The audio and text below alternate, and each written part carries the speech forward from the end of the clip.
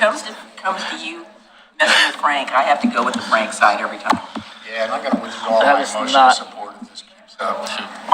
Not even true. I don't know these people. I've never seen them before in my life. Let me know when we go public. They just wandered off the street somewhere and showed up here. Like nobody's in between. Nobody's ever gotten in reach trouble across with the that. table and stab somebody with a pencil or. We ready, Madam Mayor? I don't know. Miss Mayor. Madam Mayor. No. Yes. No, it's not. It's Ms. Mayor. John McLaughlin already had the madams at his place, so I'm not going to continue that. And we're in the. I'm not sure he was the Whenever you're ready, proprietor at the Mr. time. Wiley. Ready to go. Good evening. Today is Tuesday, December 12th. It is halfway to Oregon City's birthday, for those of you that want to know about it, because I'm going to be saying it until our birthday comes. It is the work session of the City Commission of the City of Oregon City. We have several items on the agenda, but we're convening at this moment at 6:00-something, and I'll call the roll. Commissioner Frank O'Donnell. Here. Commissioner Mike Mitchell. Here. Commissioner Adam Marl. Here. Commissioner Rocky Smith. Here. And Mayor Denise McGriff. Present. So tonight on our agenda, we have the first item, which is a list of future agenda items, and I will defer to the person on my right. Thank you. For the list of future work session items, we've reserved that January 9th, our next regular work session date of 2024 for the Destination Marketing Organization, discussion and presentations from couple jurisdictions who have experience with DMOs and or setting them up. And then there was some discussion, I believe I'm bringing it for the first meeting, official city commission meeting, is to look over the additional upcoming items that are included on the bottom of the future work session item, to kind of have a discussion about prioritization or removal or addition to that list at that time. Short and sweet. I have, A question? July 4th is coming up quickly, and so I was wondering when we would be able to have a conversation about that. We will find a work session date where we can put that in there. Thank you. All right. So under discussion items, we have the Oregon City, what I thought was the facilities master plan, which is on our agenda. And this is just a first pass at it. We're going to have some general discussion about it. Am I correct? That's the intent. So I will turn it back over to you. Okay, so thank you. So this is one of the 21-23 City Commission goals, was to begin the process of looking at the long-term facility needs of the city, as well as get an understanding of what's currently happening and what our needs are as well. So really our first attempt to look holistically at all of the facilities and resources that we have available to us in the city. So tonight I'd like to welcome Margaret Wilson and Brandon Dole from Scott Edwards Architecture. They've been guiding us through this process, helping us out with kind of thinking about and prioritizing and getting an understanding of how these buildings work, how they're being utilized, what are the needs that we have today versus estimating what we'll need in the future. And so really tonight, hoping, the beginning of a presentation of some of the work we've done. And I think we've done a lot of great work to kind of get us to a point where we've been able to identify buildings that are of high priority. Not going to be a surprise, right? End of the Oregon Trail, Oregon City Swimming Pool, cemetery. And then you have other buildings that aren't priorities because they're new, such as this building right here, Oregon City Library. And we've tried to identify kind of decision points that we can begin the discussion about tonight, that we need commission guidance on. How do we want to proceed? How do we want to think about these things? You can imagine, it's kind of like pick your own adventure, right? You make a decision here and it leads to these two options, right? You take a different decision, it leads to two different options that kind of, in some instances, domino their way down to other facilities and decisions that are made there. So once again, We're going to start with a presentation to kind of get you caught up as to what we've been working on, and then hopefully we can help facilitate a discussion about whether it's looking at certain facilities or additional information or thoughts of how do we proceed moving forward here. So I'll go ahead and turn it over. Before you do turn it over, so one of the things that I'm interested in understanding is a little bit about the process. So I understand that this is obviously fundamentally a forward-thinking process to look at these buildings, but it's only been internal. And obviously, there is an element, I don't know if you consider us internal or not, but there's obviously some of us have experience with some of these buildings, more than one or two, maybe most of them. And then we have our external stakeholders that may want to provide some input into this as well. So I want to understand kind of how that process may work or how we're thinking about that as you go through this, just because I gave it a review this afternoon, and that was probably the first question that came to my mind. Sure. We'll try to hit on that, so. Sure, perfect. Don't hesitate to stop us. You go right ahead. Yeah, like Tony mentioned, this is discussion, so feel free to interrupt, interject, ask questions. So we'll just start. We have a brief little intro. Like mentioned, my name is Brandon Dole. Pleasure to be here. Scott Edwards Architecture. With me is Peer Margaret Wilson, and we've had the pleasure of working with city staff at this point. So today we're at a key milestone where we've drafted our kind of preliminary deliverable. Want to review that with you. We have a lot of work here that we're gonna, kind of pare down very quickly. But as Tony mentioned, we have a few key kind of decision points that we want to highlight for you. Key moves or pivots, if you will, within terms of the plan that we want to focus you in on. But really today is to bring you up to speed and address any questions you have. This first slide that we have in front of you here is an attempt to lay out our process, the project goals, the key components of the 20-year master plan, and the list of facilities that we've looked at. It's a total of 16. There in the top right, so the Oregon City Swimming Pool, the end of the Oregon Trail Interpretive Center, Mountain View Cemetery, Pioneer Community Center. Let's see, this is the previous Public Works facility on Center Street, Mountain View Reservoir, Henrici Reservoir, the Oregon City Engineering Operations Center, the Oregon City Municipal Elevator, Public Library, the Buena Vista Clubhouse. Let's see, we have the fire station on 7th Street, the old City Hall building. We have the CD Community Development Building and Planning Building, the Ermentinger House, the Oregon City Amtrak Station, and the Robert Lipke facility that we're currently sitting in. So a long list. Do we own the fire station on South End? Yes. Oh, South End? This is on 7th. The South End station, do we own that? South End Station. I don't believe so. I'd have to go check. So I know don't think we own that one. we helped get it built, and then it was empty under former Mayor Williams's. I have to check if we own South End. I know we don't own Station 16, which is No. up by the post office. I know we don't own that. I don't think we own. Yeah, I don't know off the top of my head. That's something that we can team follow back up with. So the three main goals for this effort is to develop a baseline for operational facility capacity, right? So what do each of these facilities hold? What is the capacity in terms of services they can provide? And really just kind of looking at each one in depth from a 300-foot level. We wanted to consider consolidating departments that are currently in multiple locations. So how do we centralize or decentralize services where they currently sit, and plan as much as we can for future growth and consolidation, knowing that all of our crystal balls are probably cracked and cloudy for the future. So one point of emphasis here is that this plan takes us out 20 years, but we need as a team, as a community and city, to reevaluate it periodically through that 20 years. So every 3 to 5 years, we would recommend reassessing this plan to make sure goals, visions, objectives have not changed. I'm going to hand it off to Margaret here in a second, just so she can go in through detail. But at a high level, what we did was we visited each one of these locations. There were prior studies being done or conducted at the same time. So the city had a facility assessment that covered all these locations. So we built off of that work. Your Parks and Recs department was also in the process of doing a master plan effort. So we've heard from that. We've taken some of the visions and goals that came out of that and tried to incorporate that here.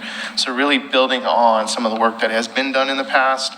I believe we even maybe resurfaced the Public Works Master Plan from maybe 15 years ago, kind of look at some components of that to see if it's still relevant. So building on the history here and obviously looking at what are the short-term, mid-term, and long-term goals for the city. And with that, I'll hand it over to Margaret Wilson. Okay. Margaret Wilson, Scott Edwards Architects. Pleasure to be here. Meet you all today.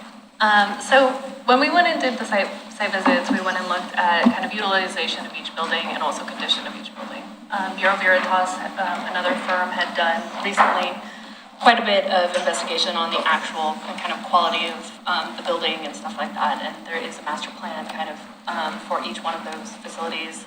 We are recommending any ones that didn't have that to also get that Bureau Veritas, so you have a kind of maintenance plan over time. Can we see that? Sorry, John was talking. Can we see that? See what? That The beer- baseline, yeah. The Bureau Veritas, yeah, each, I would say probably 15 of the sites have that report, and we will attach that at our final deliverable to that. And we also outlined that in the deliverable. So when you receive the final draft, you'll see that we pulled in some of those key components. So we tried to sprinkle that throughout the document as well. There were 4 different things that we really looked at as kind of key areas for the master plan when we're looking at 20 years out. 20-year projection is quite a bit out. There's a lot of decisions that would need to be made kind of over time to basically kind of come any of these plans into fruition. And we were looking at 4 kind of key takeaways for the master plan. Number 1 is to resolve the end of the life or major deferred maintenance for the pool building and for the end of the Oregon Trail.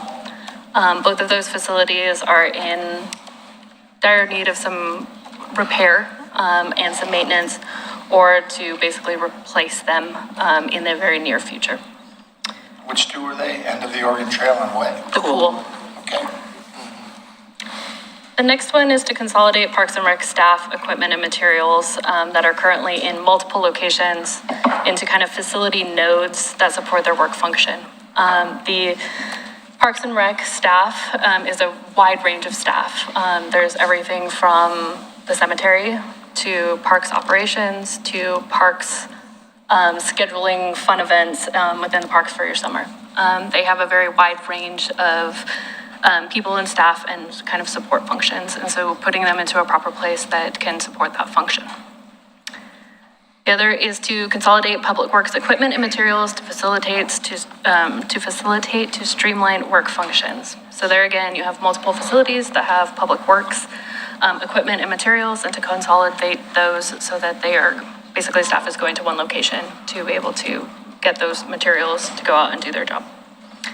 And then maintain historically important facilities. That one seems to be quite important for the city of Oregon City, and so we were trying to maintain those facilities where we could. Any questions on those 4 goals? Anything? Just a question that came up recently, since the construction of the elevator, we're still using, the original vendor, evolved vendor, Otis Elevator. And somebody asked me, I said, what happens when the elevator system itself finally gives out? And I said, well, funny thing you should ask about that, because we're in the process of doing a facilities master plan. And, I don't really want to think about that possibility because, but at some point in time, the elevator is going to need to, its internal works are going to need to be replaced. Well, I reassure you, we do that all day long, so it won't be that big of an endeavor when you come to that point. Well, yeah, but We've laid that. But I agreed with the constituent and said, yes, you're right. Yeah. Well, good thing this document is in there and we've highlighted some of that, so we'll to dive in on that facility. But in terms of the four main goals where we were really putting a lot of emphasis, any questions there amongst the rest of the commission? You're saying that you think those are the highest priorities in your estimation? That is what is setting up kind of the moves over time. There is still some things, for instance, the elevator, that's still going to be a high priority, and maintaining that is going to be a high priority. These were the. Can you speak up? I'm having a real hard time hearing. Yep. Basically, I was just saying that it's what's going to kind of shift our moves over the next 20 years to really free up those facilities, and really that's what's sparking a lot of the moves that we're projecting. There is still other facilities that are very important that we are also recommending as a high importance. However, it's really kind of how we are. I'm just going to turn it so it's more towards you. It just, with these cords, it makes it kind of crazy. So there we go. So if I'm understanding, these are kind of the first dominoes to fall, and then They're the main. what happens with these dictates the next set of moves? Yeah, that'd be a fair way of saying it. They're the main cogs in the wheel, right? So these are key elements that you need to resolve for other components to kind of fall in place. So if you think of sequencing of events, these are the four highlights that we really want as drivers, right? Thanks. But there's no priorities assigned among these four. That is correct. Okay. Yeah, the 1 through 4 don't, yeah. So what grade is first? Yeah. That's Okay. okay. Okay, we're gonna dive in. All right, get ready. There's a lot here, so. So number one is the kind of resolve the end of the life for the pool building. The pool building in itself has major mechanical, electrical, pool components that are in dire need of replacement in a very near future. So this is one of the facilities that you're basically at risk to have failure and no longer be able to operate the pool in a short term. We were recommending kind of two options. Number one is to either spend quite a bit of money to do a major renovation for the existing pool building and basically go through mechanical, electrical, pool, the whole shebang on the building, and essentially go through and fully update the existing building. Is there a way to zoom in on those different components without it? That's useless. I mean, it's even hard for me to read. I've got it in hard copy, but it's. Get it on here? Yeah, I had it on here, but it's as small as that. Yeah, I got it. What are you projecting? Maybe just start with the. Can you, the pending SHPO verification, what is, I know what it is, but how does that impact what we can do? It's a great question. If SHPO deems this site of interest, then we would have to resolve that. So there would be further investigation if SHPO highlights this as an archaeological or potential for artifacts in the ground. There is some history in that area that we're aware of, but we need to engage SHPO to go a little bit further. So it's a highlight that the use of that building would be pending on that SHPO verification. Does it have anything to do with the fact that it's a mid-century modern building? No, it doesn't. It's further history than that in the area. Okay, so you're talking about pre-territory. Tribal implications, Right. indigenous peoples and implications. I assumed that's what it was, but I thought, well, there's some people that think that the architecture of the pool it's mid-century, so I said, okay, well. No, the pool itself isn't identified as a historical asset. It would be things in the ground and around the area that work to redevelop that property would uncover. Okay, thank you. So in your opinion, and I'm going to put the blame, how much of a lot of what you investigated has to do with our deferred maintenance issues? I mean, I know in my gut what I think. And when you look at the deferred maintenance for that building, I mean, it identifies that the building is essentially at the end of its life. Right. There's a lot there that points to a complete rehab on the building. That's putting back what is there today in terms of the size of the pool, the amenities. when you look at current trends, because a lot of the surrounding communities are currently building aquatic facilities now, like Oswego's building one. I know Oregon City's identified access to water as a key, component. If you were to design and develop a new aquatic center, it would be much different than the pool building is today. You'd have much more amenities, you'd have different types of pools. So that's kind of the balance, right? What size of pool, how much money do you want to invest in that location? In our opinion, in our professional opinion, there are probably better suited places in town that a new aquatic facility would go rather than in that neighborhood. It's limited with access in terms of parking. The parcel itself is sitting on a slope. So if we had our dithers, we would be looking at other locations. But if that isn't the vision for the city, then you rework with what's on site there and just understand that it wouldn't be as big as what you would build for a new facility. There's a further question in my mind too, is that I get a little concerned when we have, we've got a lot of constituents that says, why don't we build a sports center? Why don't we? And I said, look, I want to build things or have things that are for our community. I'm not interested in building a sports complex so people from Timbuktu can come and rent it and use it. I want the facilities to be for us and to be sized right for us, not because we can do other things. I mean, the big problem we're having at the pool right now is because a lot of teams are using it. We don't have enough time to have classes for children who need to learn how to swim. Yeah. And I'm kind of saying, well, who has the priority here? It's not for me to decide, but it's frustrating for staff or when constituents say, gee, I tried to get my kid into swim lessons. I'm a resident, I can't get in because the pool's being used by blah, blah, blah, blah, blah. That is not all of our constituents. Some of them are, but so, there's that component that I think about, and I was talking to the people in Lake Oswego. I said, well, is this right-sized aquatic center for your town?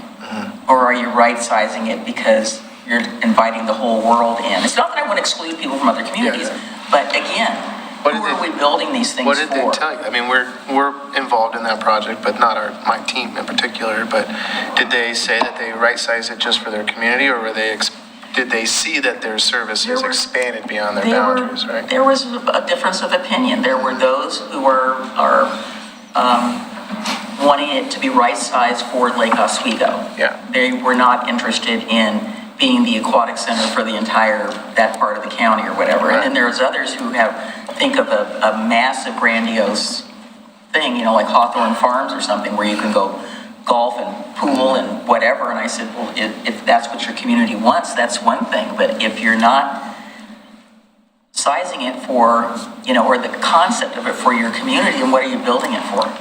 Right. And this effort here would set you down that path, right? Once you start making these decisions, then the next appropriate steps would be to kick off the project, program it, right-size it, make it fit.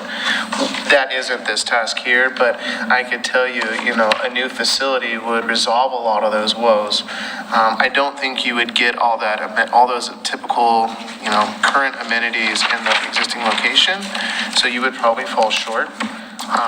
But hence, our responsibility is to bring you all the options we see on the table. New facilities would have, a rec pool and then a lap pool sized for the events that you envision holding, whether it's, local just team practices or you want to have regional events. And there's, at least half a dozen facilities in the Portland metro area or within the metro area that, would give you good examples of that. This conversation is the most general in nature right now, though. Comparative costs between refurbishment and replacement, and what are you going to build, and what are you going to offer, and what's the return on your investment, and how's it going to, that's an in-depth conversation on this one facility alone. 100%. You're going to run into that in-depth conversation being needed in a lot of these steps, right? So our job here is to identify, hey, here's options. Now let's understand what those options are and set timeframes and objectives to those. Move those projects forward. And part of that would be financing and cost recovery. Who are the users? Who do we share it with? Does the public school use it for their swimming classes? Not classes, but swimming needs. Yeah, Swim needs.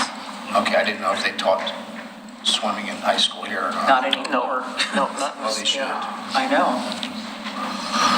And I think why I think we're starting with this one, like when we started was, this is one of the big, this is like red flag, right? We're a couple parts away from can't run the pool. Yeah, I mean, essentially, Age and condition, regardless of sizing or all these other discussions that we want to have. So this is, you know, one of these where this is a priority. We see this as a priority problem. it's almost 100 years old. It's almost what? It's almost 75 years old. Well, in dog years, that's a lot. It is. Yeah, and even in building years, it is a lot, right? And particularly that type of facility that gets an intense use, it creates its own corrosive environment, you I know. It's know. interesting that where the pool used to be, which is now Latterette Park, which I'm assuming you've been to, where the pool was there, and then the pool moved to where it is now. And I'm presuming that there was a reason why they put it on that slope. You know, they could dig down and get the depth they needed for the pool, because the other pool leaked but also that was another, was a little gully. So they put the pool there. So it's just interesting how the pool has kind of transitioned itself from one part of the neighborhood to another part of the neighborhood. Yeah. Codes, it's a little bit more restrictive nowadays. You have to build a little bit more robust facility. Yeah. So there's a lot that plays into, suggesting why you might consider a new location for the pool. But I do think the call for concern is, really the pool should have failed yesterday. And so it's one of those things that, to be in your forefront when you're thinking this process through. Okay, we got a lot, so we're gonna keep moving, okay? Well, there's failure for various reasons. I mean, is it equipment failure? Is it the chlorine delivery system? What is it? Like I say, these are such in-depth conversations about keeping the facility running. I mean, if it's the structure of the building, that's one thing. So Is it's, it all the above? It's all the above, all the systems are gone. Mechanical systems that just are general building systems. The pool system is at its life expectancy. It doesn't meet current code. It doesn't meet current structural code. It won't meet current accessibility code. So all those things, given a renovation, you'd have to resolve. And that cost just starts pointing to, well, maybe it's a better solution to move the pool to a different place and maybe even repurpose this or bring, a building to market or a property to market. It just, in our mind, you don't really start pointing towards refurbing that building given where it's at in its current condition. Yeah, it's not like just, No matter how much money you spend, it's still too small. correct, yes, sir. Yep. Right, that gets into And the no next parking, question. and et cetera. Parking and no Yeah. provided. Yeah, it's a lot.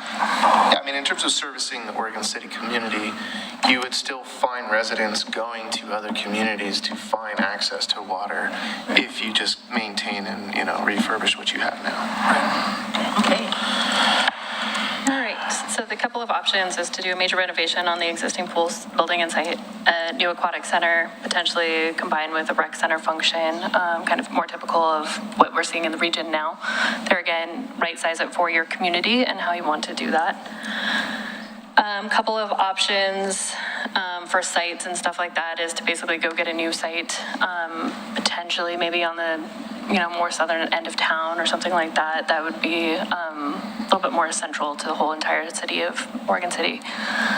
And potentially could also pair with schools and other facilities for the whole community and stuff like that.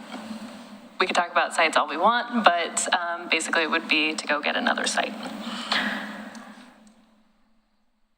Talk about end of the Oregon Trail. That is another one that has an incredible amount of deferred maintenance for the actual museum portions of the building as well as the site. A couple of things to note here is there is quite a bit of deferred maintenance that's on the 2023 urban renewal plan, but not all of the maintenance is going to be on that plan. The other is this area is in a floodplain. And so being considerate of what you're building there is also kind of long-term going to be at the forefront of our decision-making process for that one. So here, we could potentially either just replace the buildings and have a very similar kind of use of the site that you currently have for that site. And there again, basically just do a new museum. The other is to do a major renovation of the existing. It's major mechanical, all of the exterior walls and roof, the wagon kind of covering. There's also a significant amount of deferred maintenance on some of the patios and porches that are also kind of being replaced at this time. The other option, and we looked at these two together to see if we could put the pool on the end of the Oregon Trail site. There again, we're not recommending that simply because we are in the floodplain. Pools and floodplains don't necessarily mix, so we are not. Water isn't water. Water isn't water, and water underneath water is no good. Right, even on two separate bodies of water, I think that's the challenge. It's just, just saying. So we decided to pretty much take that option off of the master plan as kind of an option there. Create our own water park, elevated above the floodplain, and then you can slide down. You absolutely could. It will be very expensive.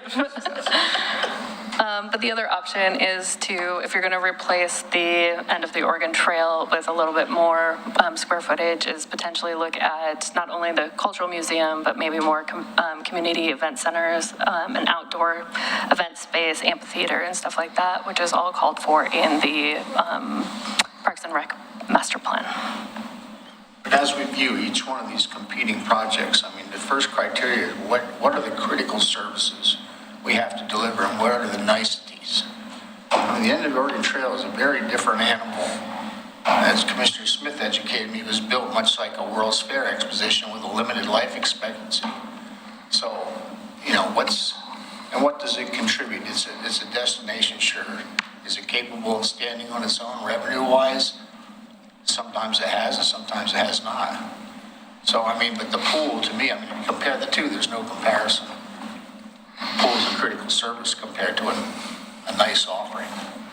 Go ahead. I guess we did, we made some assumptions, like we want to be in the pool business, right? I think we've heard surveys that it's an amenity that our community wants, right? And the Oregon Trail, between the interpretive component, the visitor center component, and the kind of open space concert component, I guess it gets to your question. Do we want to be in the museum business, right? But we made the assumption, I made this, yes. Now, if that's a discussion we need to have, obviously we would add another kind of decision point for the commission here, as to exactly what okay, we've hit the end of life on this building. Is this what we want to continue to do? Or is this take on a new life at this location, I guess? It's a pretty in-depth analysis because you're going to have to review what does it contribute to the community. Is it a destination? Does it bring revenue? Or is it a net break-even component right now? Or is, it's another in-depth conversation. But again, in terms of critical offerings for the welfare of the community, it doesn't compare to the pool. I would agree. I think the thing with the Oregon Trail is its location, what it could bring. It really could be a catalyst site, right? It's the bookend of the north end of downtown.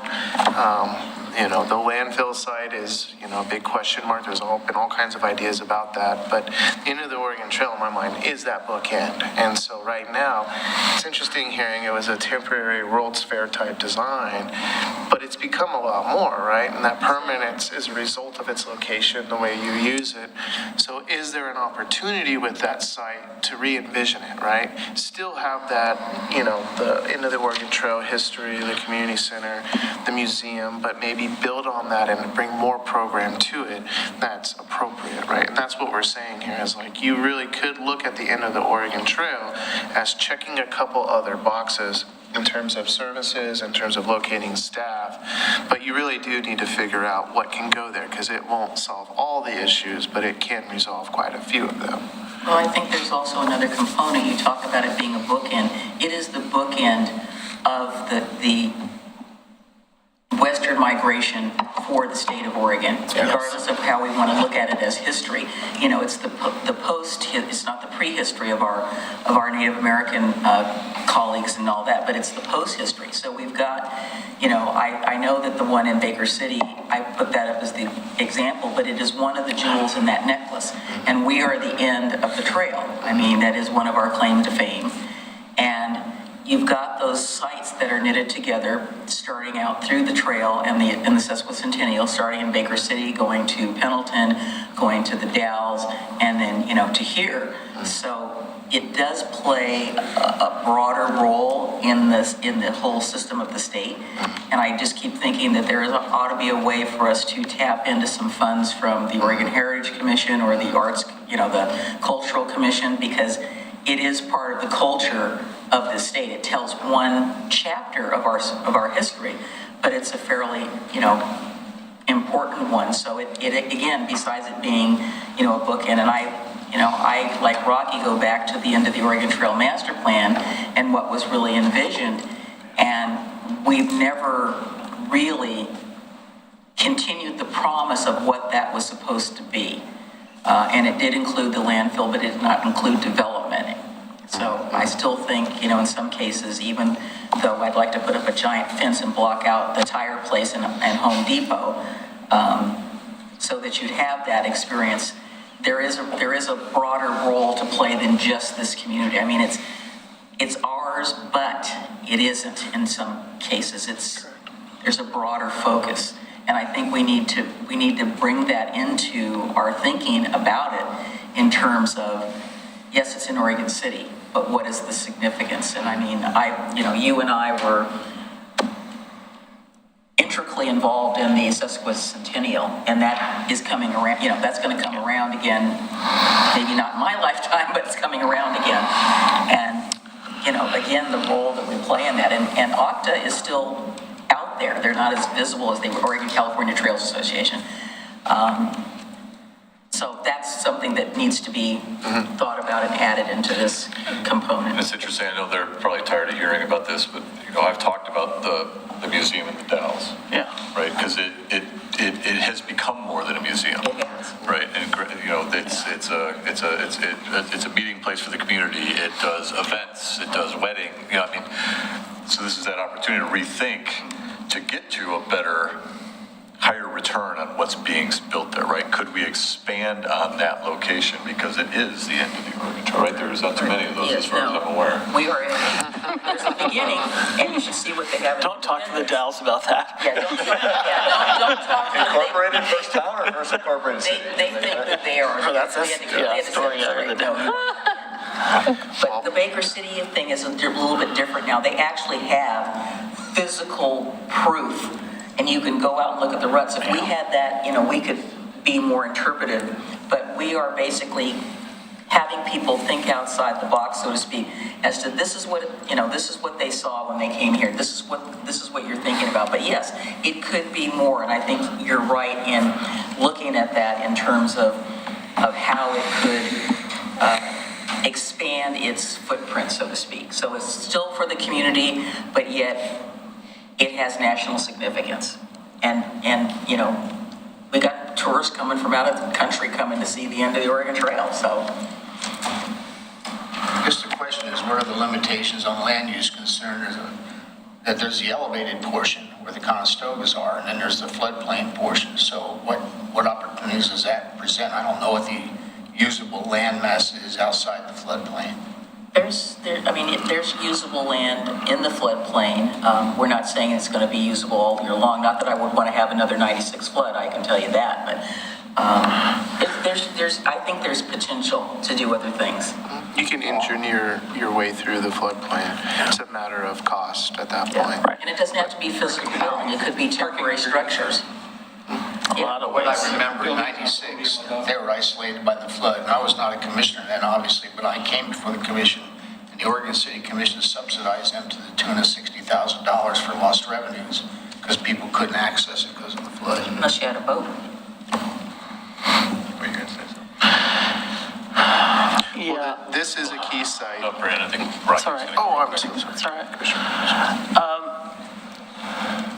All of these topics. This is clearly going to be a long process because it's a lot. A couple of things that just come to mind. One, this is not the first time we've had people tell us we need to tear that building down, and the first time it didn't go over well. It might have changed since then, I don't know, but people were not happy about it. I know the issues with that building and the issues that where it's at, and some more than, I think I probably know a little bit more than others do on it, but there's two pieces that came up last time I remember having this conversation. One is, having a broader conversation. I now think that, so many of these elements that we talk about are so intertwined, right? So we can talk about, is the pool going to be, just for the community, or is it going to be a broader thing? And then you start talking tourism, and then you start talking other things. And with this building, there's several things. It's iconic. Now, we don't use it as, at one point, I think it was as iconic as the elevator. And, the problem is the icon that we built didn't last. And so once the cover is removed, we don't show photos all over the state anymore of it because it looks ridiculous without the covers. You need new cover. But building that and then saying that icon is going to go away when it was very much an iconic image of the city, it could be that way again. But I think we lose track of what that in itself does, what the image of that building does, and why we've made certain restrictions around that building of what you can and can't build and how high it can be based on the freeway and all of that. So those things are, to just say, well, we're going to tear it down is a bigger question. The other thing is, what component does it's a building that we are essentially renting out, sort of. Yeah. And, what is, it has to take into consideration or at least the ability to partner in some way or discuss what the future is of the End of the Oregon Trail organization, or the Historic Oregon City organization, what their vision is. And, if we're changing facilities or making a decision that we're going to tear that building down and not rebuild it, that has a big implication on, their vision and future. But also at the same time that we're in the just beginnings of talking about Destination Marketing Association and visitor centers and whatever, and we can't make a facilities decision massively without having that tied directly to that conversation.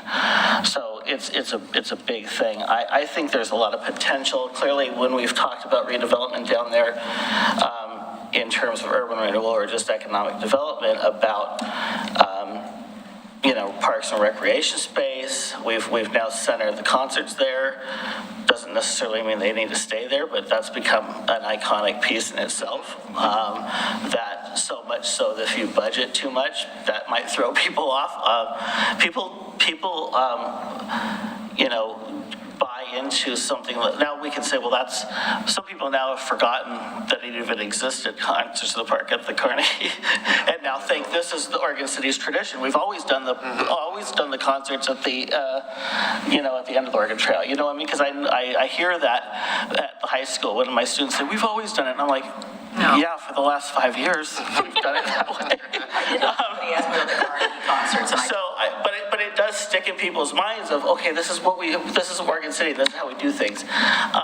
And so I think that conversation is similar when we deal with the cemetery, because some of these things overlap in people's minds of what we qualify them. And so anyway, it's a big picture. And I think at one point I was a hell no in terms of tearing the buildings down.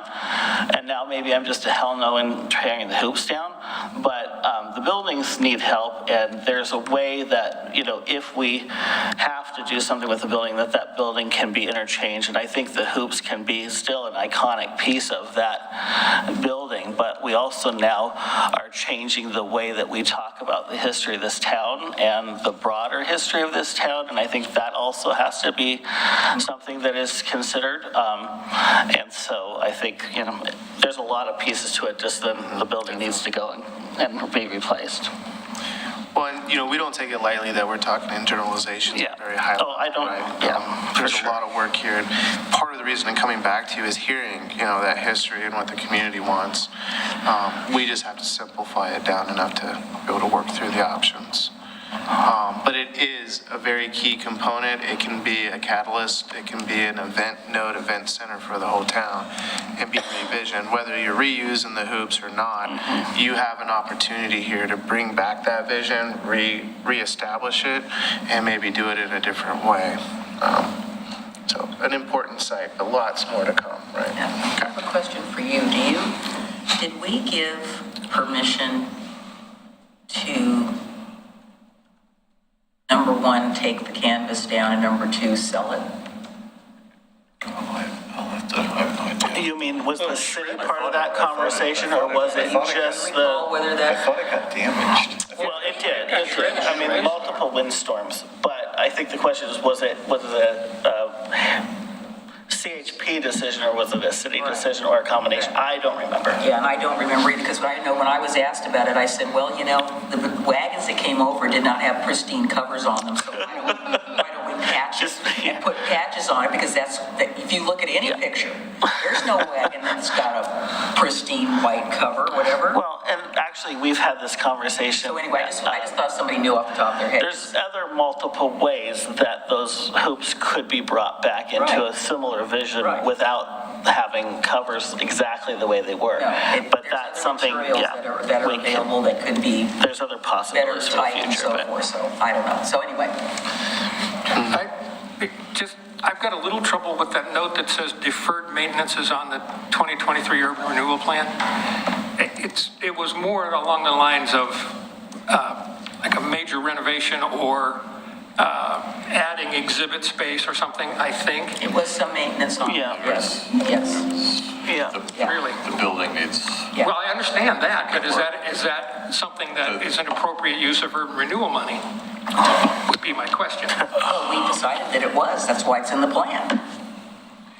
Okay? It's our facility, and, obviously, because we haven't had the means, we've just kind of put off till tomorrow, and tomorrow's, as if you know the old Popeye Wimpy thing, the bill is coming due. Yeah, well, The bill is passed. Just saying I have a concern with that. And the other thing that I think we should think about in that area is the fact that urban renewal does own a substantial piece of property right across the street. Right. And as we think about how these puzzle pieces need to shift around, Yeah. I think we also need to keep track of the fact that we do have I don't know how many acres this Stimson property is offhand. Yeah. You're talking Stimson? Yeah. Okay. Yeah. Which could help us get back to that vision for that whole zone rather than just thinking about the museum as an individual little piece. Have a master plan.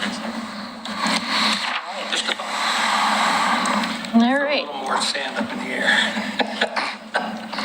moving on to the cemetery. Let's have another in-depth discussion about the Yeah. cemetery. There's kind of two different questions for the cemetery that we were pursuing for kind of the master plan. The cemetery is a very interesting site. It has the residential house that basically has the services for funeral and burial arrangements, and also until recently was also housing the kind of Parks and Rec staff that were also scheduling parks Yeah. parties and stuff like that, all in a very small house. Two very different uses of the building in a very small space. So we are, Parks and Rec is currently relocated Well, to should they, yes, Public Works Building. Right? That's Well, what you have- on the first floor. You have Parks and Rec's operations at First Street. but not the cemetery. Here at Cemetery, you have service providers that just are running the cemetery. And then you also have Parks operations, some presence there for maintaining the cemetery itself. Yeah, specific equipment dedicated to There this. is some there is some equipment there, yes, but it's limited, yeah. A lot of that equipment's been moved over to First Street. So again, kind of two things, right? The types of services that are being provided by the cemetery, by the city, versus adjusting and relocating points of interest and those points of contact for the services being provided. That's the two big yellow boxes here. So the first one is, is there consideration by the city to expand funeral services? Like, you're in the funeral business, so when you go to a public cemetery or a commercial cemetery, they have an event space, right? They have offices to bring in the customers and deal with the grieving components. They have the viewings. They have a lot more services provided by the cemetery that you're hamstrung on because you're operating out of a house, right? And that house is being split with some park staff that really shouldn't be there. So, first question, what's your thoughts on expanding services? Do you want to get further in depth into the funeral business, growing that piece of the cemetery? And then we can kind of talk about the shift on how you actually would further develop the cemetery site itself to pull that off. I think it could pay for itself. Not totally, but I think, if we're going to have that facility and those operations, in my thoughts about this long term, that house was only supposed to be temporary. So it's been temporary for a very long time. Yeah. And I guess I pushed this one a little bit. I was just recently had the opportunity to go do some work up in Riverview Cemetery. And when you go into kind of their front facility, where you're going to go to, buy a plot, buy a cremation, it's a much different experience than going into the home, right? Into the house that we have. Even though we're doing everything we can to make it right, it's a different experience. They also have rooms for, bringing up the coffin or for the ceremony before the burial, right? And they've taken their operations part of the cemetery and moved. It's in a different spot, kind of in the back of the cemetery, so you don't have that interaction of the maintenance and just the operations of running a facility that big with the grieving or the ceremonial part of that. So I think really that's the kind of the question. We've done this way for so long. Do we want it to be any different? So The other question is, at what point do you start competing with the private sector, the services you're offering? I've been, you take Willamette National, you go there, I'm not sure that they have, I don't recall them having the type of facilities that you're talking about. And maybe they do, and maybe I just didn't notice. As a national cemetery? Yeah. I think they do, yeah. And the Mount Scott Cemetery across the street does have all that.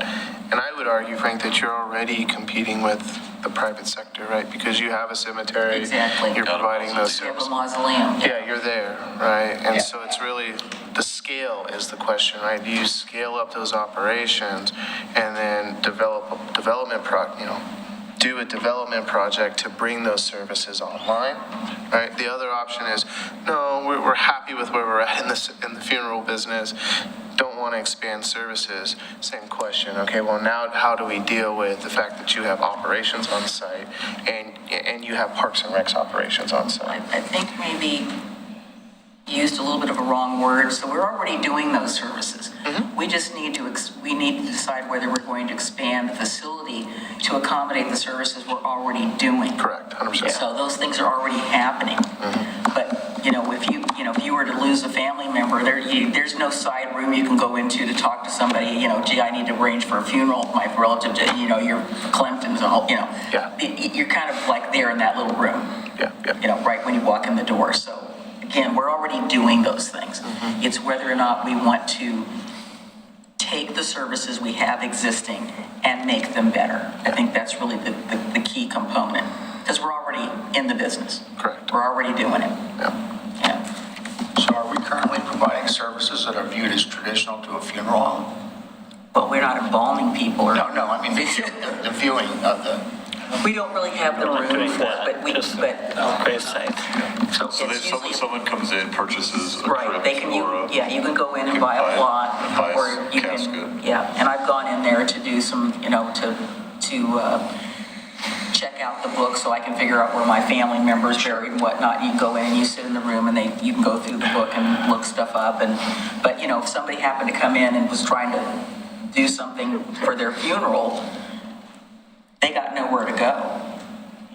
It's just like it's a house. That's why I said we're already kind of doing all those services, but we're trying to accommodate it in a facility that was never designed to do that. And like, we don't have to do a viewing, right? I've been to funerals where, you do the viewing at the church, And you go. somebody comes, we do the burial, we move on, right? This was really just a question of what we see, how we see it operating now versus how do, if we're gonna invest, how do we want it to operate in the future?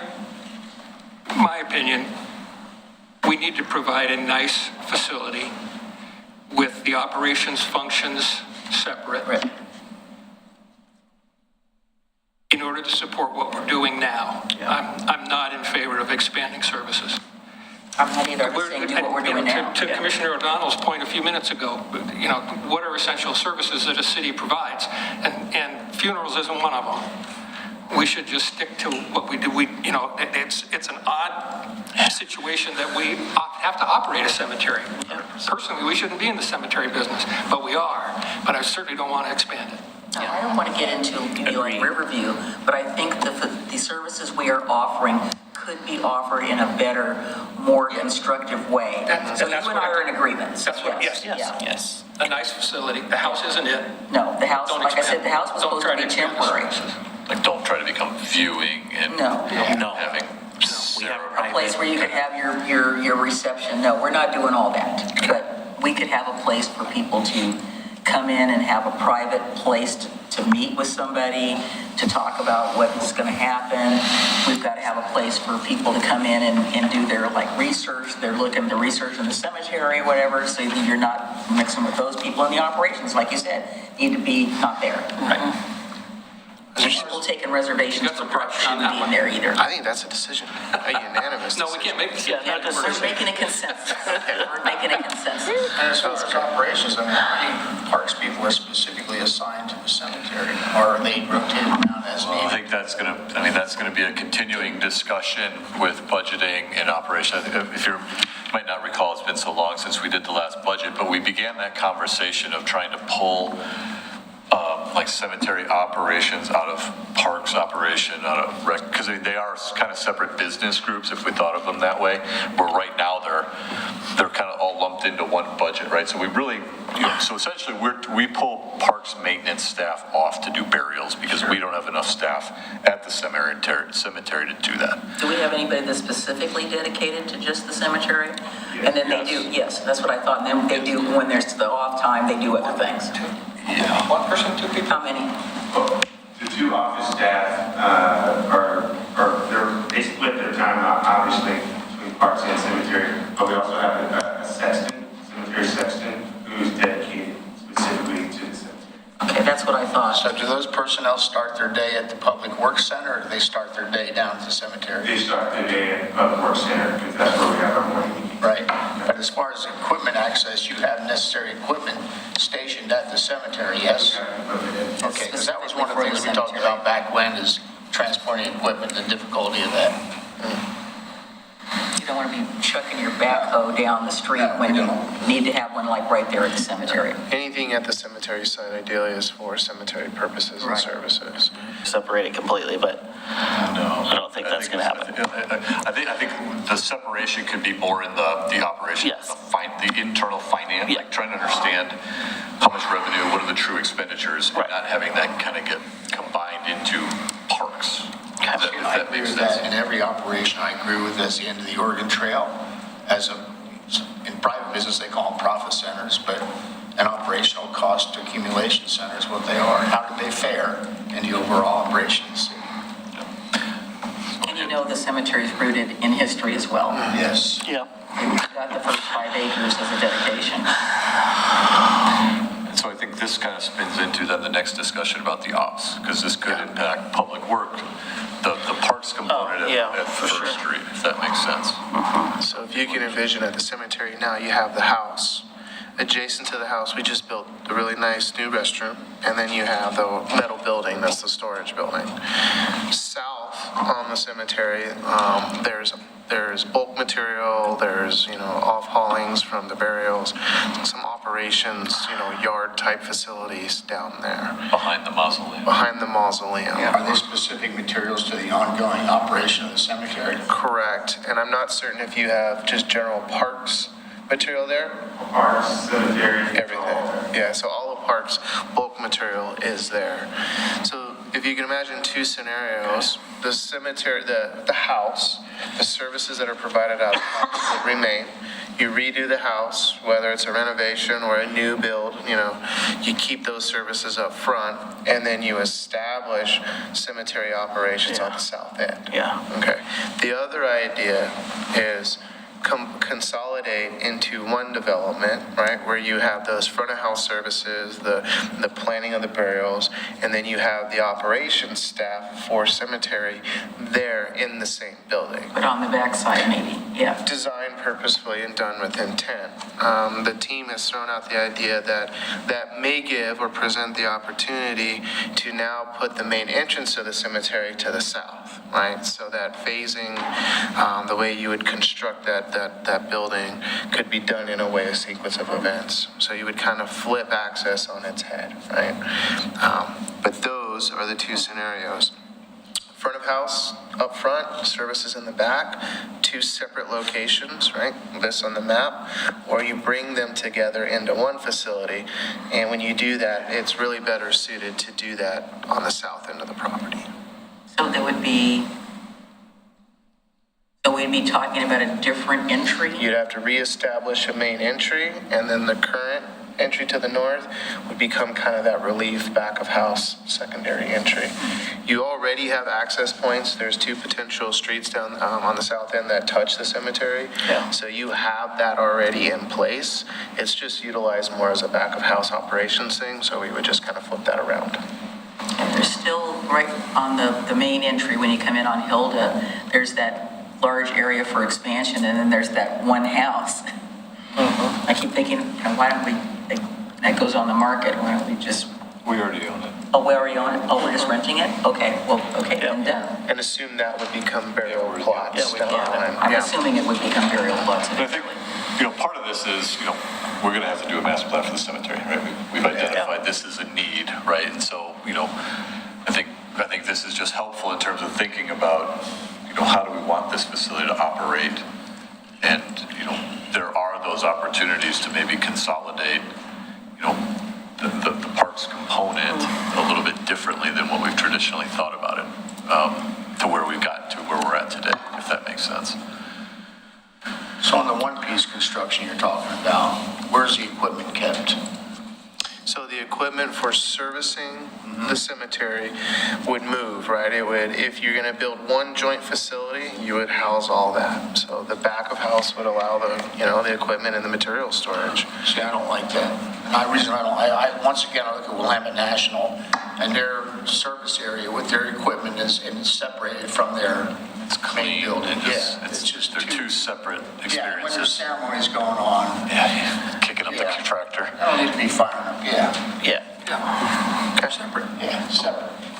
So, I think this is, I love the conversation. I'm just trying to be of time. I know there's a lot here to digest. We've got a little bit here. Is there anything we can maybe summarize, just kind of wrap up real quick? Yeah, if you guys want to have Go some through fun. part of it and then continue it, because If you're okay, because we've got two more things. I This just wanna make deserves sure. a whole session all by itself. And I think it just, like I said, it's just introducing these concepts and these ideas to think about and get through. Yeah, we'll put the pedal down on the gas a little bit. So let's talk Buena Vista Clubhouse. Buena. That is not Spanish. It's not. No, it is not. Okay. All right. We know this one's sensitive, so give us here, as good consultants, we have to throw out all considerations. They're actually all sensitive. Yeah, okay. They get easier the further down we go. Trust me. Do they? Tony, I don't Till we get to the know. fire This building? station. Oh, this Till we get to the building, fire station. Yeah, fire station too. Okay. So, the building in itself, Buena Vista Clubhouse. Buena Vista roll my Clubhouse. also has deferred maintenance, pretty significant amount. Right now, it is currently not occupiable, and has gone through, Because the city did it. is not currently usable in its current state. So there's a really big decision here to either make it a large kind of renovation to bring it back up, to make it usable again. We're looking at seismic structural upgrades, ADA, building enclosure upgrades, electrical upgrades, a pretty significant list on that facility. Or remove the building, and basically we're suggesting to incorporate historic components into other elements within the design park, or within the park itself. Or even reuse the building in a different way, right? Like maybe not fully remove it, but With have what goal? Well, that would be, the question, right? Like, what does that purpose? What can it serve? What can you get out of the building? So maybe there's a happy middle ground. We need a master plan for the entire park, which includes the building. Correct. That's what I really feel very strongly about. So, a lot of money to go into the current building with its, with its shape. That's obvious, right? You go down, you know what you're counting there. So, 2 pivot points. There's a nonprofit that's been raising money, stashing money away for the building, which you don't. Selling pies. And other things.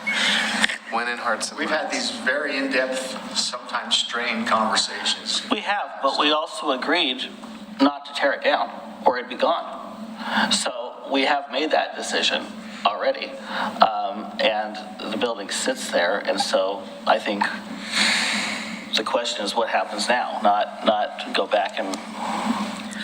So We need a master plan for the park. I disagree with that. The building would be gone though unless we had, because we had the same conversation about whether or not the building should be torn down or we should just have it sit there for... I haven't been a part of that conversation, but what I'm talking about is the prospect of a master plan to me for a park that, to be honest, I did not know existed in this city as a lifelong resident until I became a commissioner and was told about the Buena Vista Clubhouse.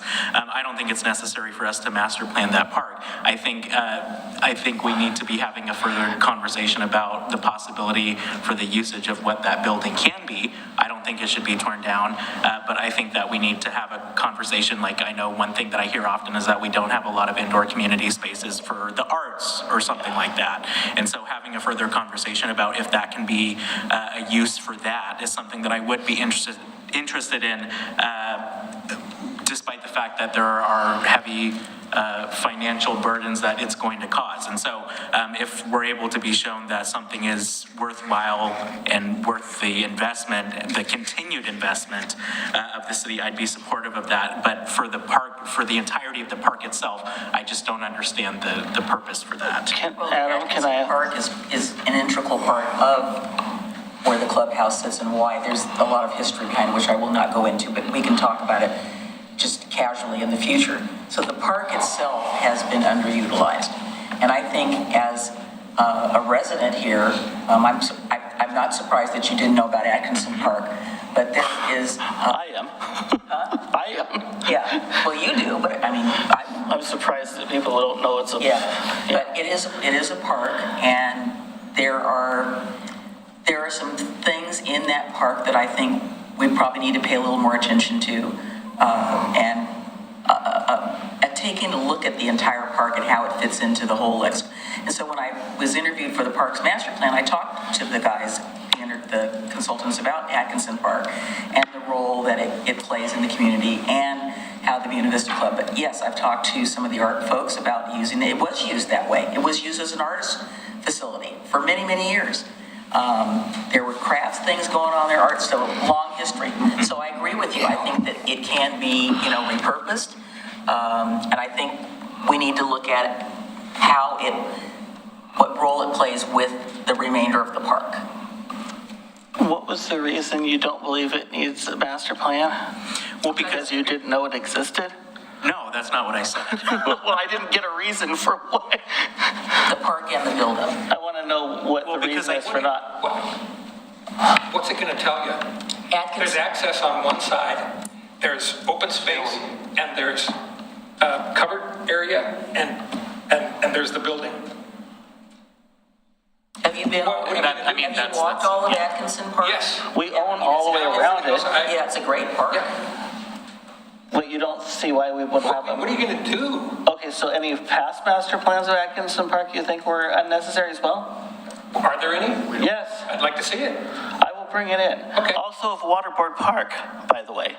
Yeah, there's that too. So I found some historic documentation about parks I'll bring in a future meeting that have master plans for some of those parks that we said are not parks. But just to answer your question, I think Mike got it down Yeah. well. It's just because of how small it is and the grand scheme of what we're talking about right now, for me, I guess it's just very, very low on the priority list, especially when the main consideration is the clubhouse itself, not necessarily the entirety of the park. I know that they're all integrated together, but the biggest decision we're going to make about that park is about the clubhouse itself. And so I just don't want us to get bogged down in the bureaucracy of trying to get a master plan drafted when we don't know what the figure of this whole park is going to look like. Which again, like for me growing up, there were a lot of art spaces at the Carnegie Center before it was the library. And obviously now we can't use that space After it was anymore. the library. Yes. It became the Carnegie Center after the library. In between. In between. In between. Yeah, there you go. Yes. So in between when it was at the Shopping center. The shopping center, yes. And so going to a lot of art activities there, I think that's something that we're deficient in right now and could possibly see the use of the clubhouse for that. But obviously that's a way The art people far down conversation. Already got their eyeball on, as a matter of fact. So, I mean, it's a very different conversation between avoiding demolition by neglect, which I don't want to happen, and converting that to a public meeting space. Is that cost effective? Right. So those are two very different conversations. So I didn't mean the master plan as part of this master plan. I'm just looking at it as part of a parks. I know, Yeah. and that's what I was talking about. Yeah, Yes. not in terms of this, because that's one of the things the consultant said, well, we need to look at how we can better utilize Atkinson. And I said, I don't disagree with you. Right. one of And those- that's what I think Yeah. could be superfluous. Yeah, and it's a lower priority. You know, I think that there are people who don't know about Singer Creek Park either.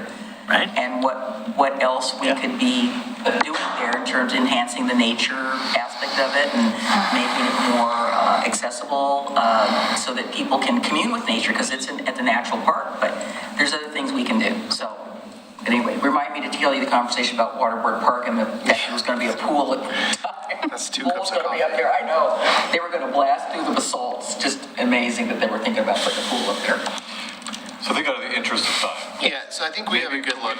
can we just verbal what the last parts of this are? Yep. And then the commissioners can have final comments. Realize we're going to have to bring this back, but kind of get to where we had kind of wanted to finish Yeah. tonight, and then we'll So the last, I'm just gonna speed it. that's what you wanted back.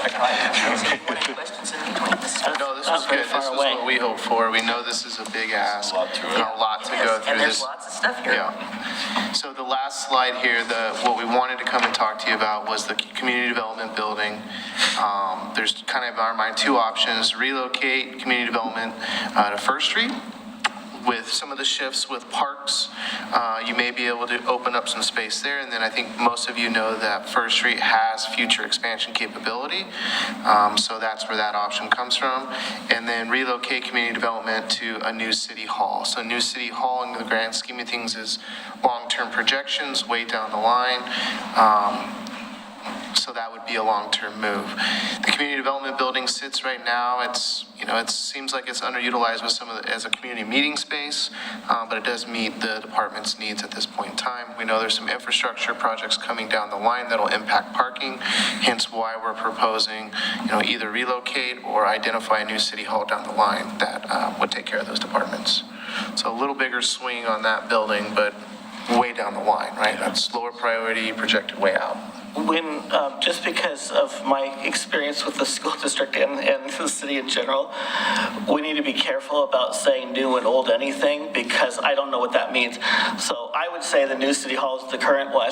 Other people, so I think we need to put the street or whatever so people know, okay, we're not talking about the new city hall that we just which is fairly new. We're talking this city hall, new city hall means future city hall. 20 years out. I think we gotta be, because I think there was another reference to old city hall, which some people are gonna think is the police station. We're talking about current city hall. So I think we need to. Oh, I think of 320 I know. Only Road. That's And when the we old say city new hall. gym, we're still talking the old high school gym. So we just need to put Understood. a street or something so we know what location we're talking I about. think, part of this conversation was, I think there was some preliminary discussions when this property was purchased and when some of the planning was going on. Someday, and like I said, this is a longer term. We have the CD building has space right now. It's as long as we stay with maintenance, it's a fine building. City Hall, where we're at Center Street City Hall is got room because of First Street. It's not going to fall apart. But, there was some initial discussion about, should we locate City Hall up here, make this somewhat of a campus? Right. But we never really, there were discussions. There was never really like, let's put it into a longer term plan until that changes. Well, and at that time, we didn't have enough space. Now the space has kind of worked, and now, to me, what was City Hall up here in a 5-year period is now a 20-year period to have City Hall up here. So we've saved time. Well, I think that's what comes out. If there's like preliminary consensus that, this is the site, right? That just becomes one more thing that we check off. But this isn't one of the priority projects. This is more of this is where we're guiding, looking over time, and kind of putting it into a plan and taking it further than just kind of conceptually talking about it with ideas. Well, I never understood why we took community development away from engineering, because I'm going back to when I worked for the city, we were all together. It was one, somebody could come in, they could talk to an engineer, they could talk to the planner, they could talk to building, because they were all in the same building. They didn't have to go here, there, and everywhere. And to me, it's a natural fit for them to be in the same place, so that we are being conscientious about our customers having to go all over the place. Yeah, and we've talked about that at the project team level. One thing I'd throw out is if you did relocate that department over to First Street, you do start limiting public works ability to expand, right? Oh, we can't do that. Yeah, so that is something that we would want you to be aware of. And then also, we feel that there's ways to accommodate, a citizen or resident coming to one location and receiving all those services through operations or just, standard procedures with staff. Not the most ideal, but we do think there's solutions there for both. The nice thing is, this effort points back to you don't need a new city hall in the short or midterm. You've got enough asset square footage to work with. Down the line, that changes from a service providing standpoint. And really, this region, this property provides an opportunity to do that down the line. And when it becomes more difficult to find land for a city hall, we have it right there. Beautifully set up. Yeah. So how big do you want to get, John? You like Slightly, taking over? And I think, part of this discussion was that when you start to bring, what we were discussing was if you start to put building and planning at First Street, you started to run into, parking issues there, not only as well as impacting kind of the operational component versus if you had a more centralized city hall that kept planning, building, maybe there's an opportunity where you have, an engineer up at City Hall with space to work, so that you can have all those services together there. But then, there's also a finance component to that, right? I mean, there are other services that we would never ever put into First Street, right? That truly do fit more administrative type City Hall. But once again, just more down the road. I think this was more like this site seems to make sense, and we would put it in a master plan to figure that out when we need those expansions, which we don't see for quite some time. It's quite some time. Yeah. To the mayor's comment about community development, as you know, as part of the design team on that building, there's room for expansion on that second. 3,000 square feet. Significant room. Yeah. We all toured it, that one area that's Yes, sealed off. exactly, and that's what we were thinking That's about where for future. engineering is on the second floor. Yeah, future expansion, so. So the last three real quick. Can I just ask a question? What does this note mean where it says permit payment would be at a different facility? So that has to do with the finance component. And I believe right now there's still, Where do they currently obtain building permits? Is that the question? Right over here, right? where are they paying for them? They're paying for them in CD, but if you wanted to come Bancroft your system development charges, you'd come to City Hall. And if you're pulling a right-of-way permit and the grading permits, that's at Public Works First Street. So we do have a separation of services, which is where we were thinking, if you put CD with planning, building, it's at a new City Hall with finance there, and you brought a staff or two up to work in City Hall from the engineering development side, that does reduce the trips potentially. It's not perfect, but obviously we're not gonna pull everything out of First Street.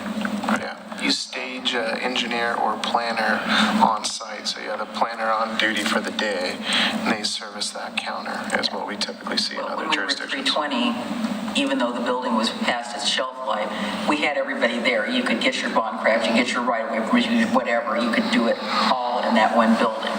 And see, the thing is, we should have kicked the police out, and then we could have taken the whole thing. But we had everybody, you guys wanted to be kicked out, actually, but we had everybody there when we were much smaller. And it was, literally one-stop shopping, so. The mayor expects to drive home without any difficulties. They already know my car. I believe in cross-training too. I mean, if there's a finance element to this, that we can combine up, Well, one person. that was one of the reasons we had everybody where we were, because people were cross-trained. Yeah. It was, not that everybody was interchangeable, but you knew what to do if you had that. Our finance director was there, our, assistant finance director, we had public works, we had engineer, we had all the engineers, we had all that stuff there. It was just, you didn't have to. Well, the way it sounds now, it sounds like the great runaround. You gotta go here, and you gotta go. Well, you do. It's not a runaround, but it's definitely, you're gonna get. It's not very efficient It's, yeah. for the applicant. But just think of, exponentially expand that in the city of Portland, so we are doing great compared to them. Yeah, You already know that story. Yes. Okay, so the last three, Center Street, 7th Street Fire Station, City Hall. I'm gonna go through real quick. Center Street, we feel the goal is to bring Center Street to market, if you will. So it's currently being used by Public Works. It, has some storage capacity right now, and it has what's called a decant or dewater facility. So if you resolve those two issues for Public Works, then it really frees up Center Street. Center Street could go back to Waterboard Park, provide some sort of amenity, or be brought to market. You've got a few residential lots across the street that are combined in that property. So really the goal is just to get out of there, get out of the neighborhood, convert it back to what it was once at some point. Well, the upper parts are, as you know, is already designated as a park. The lower was not part of that at all, and it never was intended to be. We talked about, we didn't agree on everything, but we basically agreed that we should probably resell it. I know that in the neighborhood, there's a strong desire to reintegrate the site back into the neighborhood. There were houses on those lots, put houses back on those lots, could be more density on those lots, but put them back into residential occupancy and bring, knit that part of the neighborhood back together again. And so every move that is a potential or, an opportunity here does all of that, Yeah. right? So that's a result. 7th Street Fire Station, you have a long-term tenant in terms of the fire district. We don't really know how long that lease is, but we assume it's more than 20 years out. There's a lot of potential in that building. It could check a lot of boxes, but you really can't do anything with it until the fire district decides to vacate the property. What do we want to do with it? Well, there's some needs for library staff, so you have adjacency to the library that could, check that box. It could be a really nice community center in terms of the space. It's right in that historic commercial district on 7th Street, so it can add to that cultural, the cultural node that we see. So there's a lot there, but, the district has it now, so you can't do anything with it for some time, but provides you an opportunity to think through that plan then. Well, may I add a personal component to this? I don't want the fire trucks coming from Station 16 if my house is on fire. They are right there. That's why we like it there. I don't think the only reason this is on here is because I know that the fire department would like a larger building because of the size of the trucks that they're getting. So I think, they're actively looking for space in the area. It's not, as far as I'm aware, it's not a proposal to close that and just come from 6. It's to find another one to serve the McLaughlin neighborhood, but, trying to find that large of a piece of property that's available. So I just, but it is our building. It's a nice building. It has a lot of potential. It's a great location. Old City Hall? It's old City Hall. I think that's in the planning with the arrow upstairs is that building. The question that some of the fire people that I know personally have asked me, they want to raise the door height. And I said, why don't you come talk to the city about it and see whether that could be done? And I talked to the architect who worked on that fire station. He says that there's definitely a possibility that the doors, could be taller. My question for them was, do you need the darn biggest piece of equipment you can get? I mean, trying to get around in the McLaughlin neighborhood with those huge, it doesn't work. Yeah. And they've even talked about downsizing their equipment so that they can have faster response. They're not taking the ladder truck out. I see it going up the street and I'm thinking, why do you need that? They need a smaller piece of equipment to navigate on these narrow streets in the residential neighborhood. And raising the door height seems to me to be a minor compromise to get what they need. Yeah. I think that conversation is separate from. Yeah, but the 16's got the big giant base and everything. They can do what they need to do up there. I'm sorry. Is the Center Street property big enough for them? I don't think so. Yeah, no, they wouldn't. For pulling in Sell them and the Center stuff. Street property, they can build their new fire station, and we have the other building.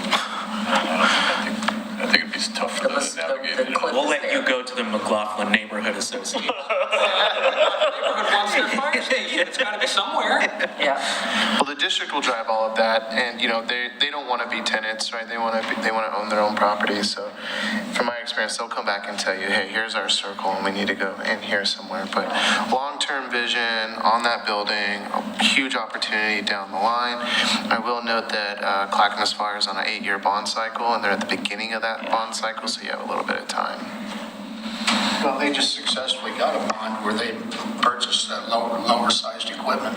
That was their goal. Yes, they wanted some smaller sized equipment so they could be more efficient. I think that station has its own value in so many ways. It's attractive. I mean, I know, I realize that, I'm being a little selfish on that, but you talk to anybody, and that's one of the things that people have said, that they feel comfortable that anything happens, they are there. Not 6 minutes, not 8 minutes, they're like in 2 minutes. And we all have wooden houses down there. Yeah. It's a comfort knowing. I have lower insurance rates because the fire station, I'll tell you that. I think Rocky was. Just wording. When I read that, I was like, oh, they're thinking about leaving, so we need to put if or if and when. Yeah, Because, not once they vacate. We're talking, it could be 10 years, it could be 20 years, it could be never, but we need to put something, because when I read that, I was like, oh, is that something that we're thinking about? Because Good catch. something to clear up that, because I think people read that and think, oh, well, maybe there's a plan for them to leave and more than that, but I if saw and when, that or too, make it and more general. Yep. And then the last one, City Hall. So City Hall is something that we envision you hanging on to for some time now. It does have some capacity now to, be like an interim site. So in the long term, though, that does become available, and we feel that it would be a decision that the city would make what to do with it. If it's fully vacant at the time, in 20 years, bring it to market, or does that get repurposed or, used in some other way? But we see down the line that building, you won't need that building. Yeah. In 20 years? Yeah. Yeah, if in 20 years we're struggling to see a need for a new city hall, it kind of points back to, do you need the current one that you have, right? So there would be a group of staff that would need to be housed. At that time, you would ask yourself, do I need to construct a new city hall to do that? Right? Those those are the big key pieces that we wanted to bring in front of the commission at the initial conversation. The rest of the document, we won't go through today. We don't obviously have enough time. But this is a little further in-depth dive onto each building, lays out the short-term, mid-term, long-term, with a prioritization and some indication of value. We don't have dollars, we have dollar signs. So the other facilities you have listed in here, you're basically saying they're not in this chart, so I'm, flipping on blank page here. So you've got the elevator, I saw the Pioneer Community Center. I already know that, I remember when we were working with Sid on the library, it was like, well, it's already too small. Again, is the current library the right size for us? And now that we're talking about possible, dare I say, bookmobiles. Kiosk. Yeah, or, a smaller facility where we have we're in another facility where we have a little lending library or something like that things can come and go. Yeah, it's not in the upfront component. I know, but those are the types of things, I heard my colleague in Molalla, we have a bookmobile and we're going out. I said, stop bragging, Scott,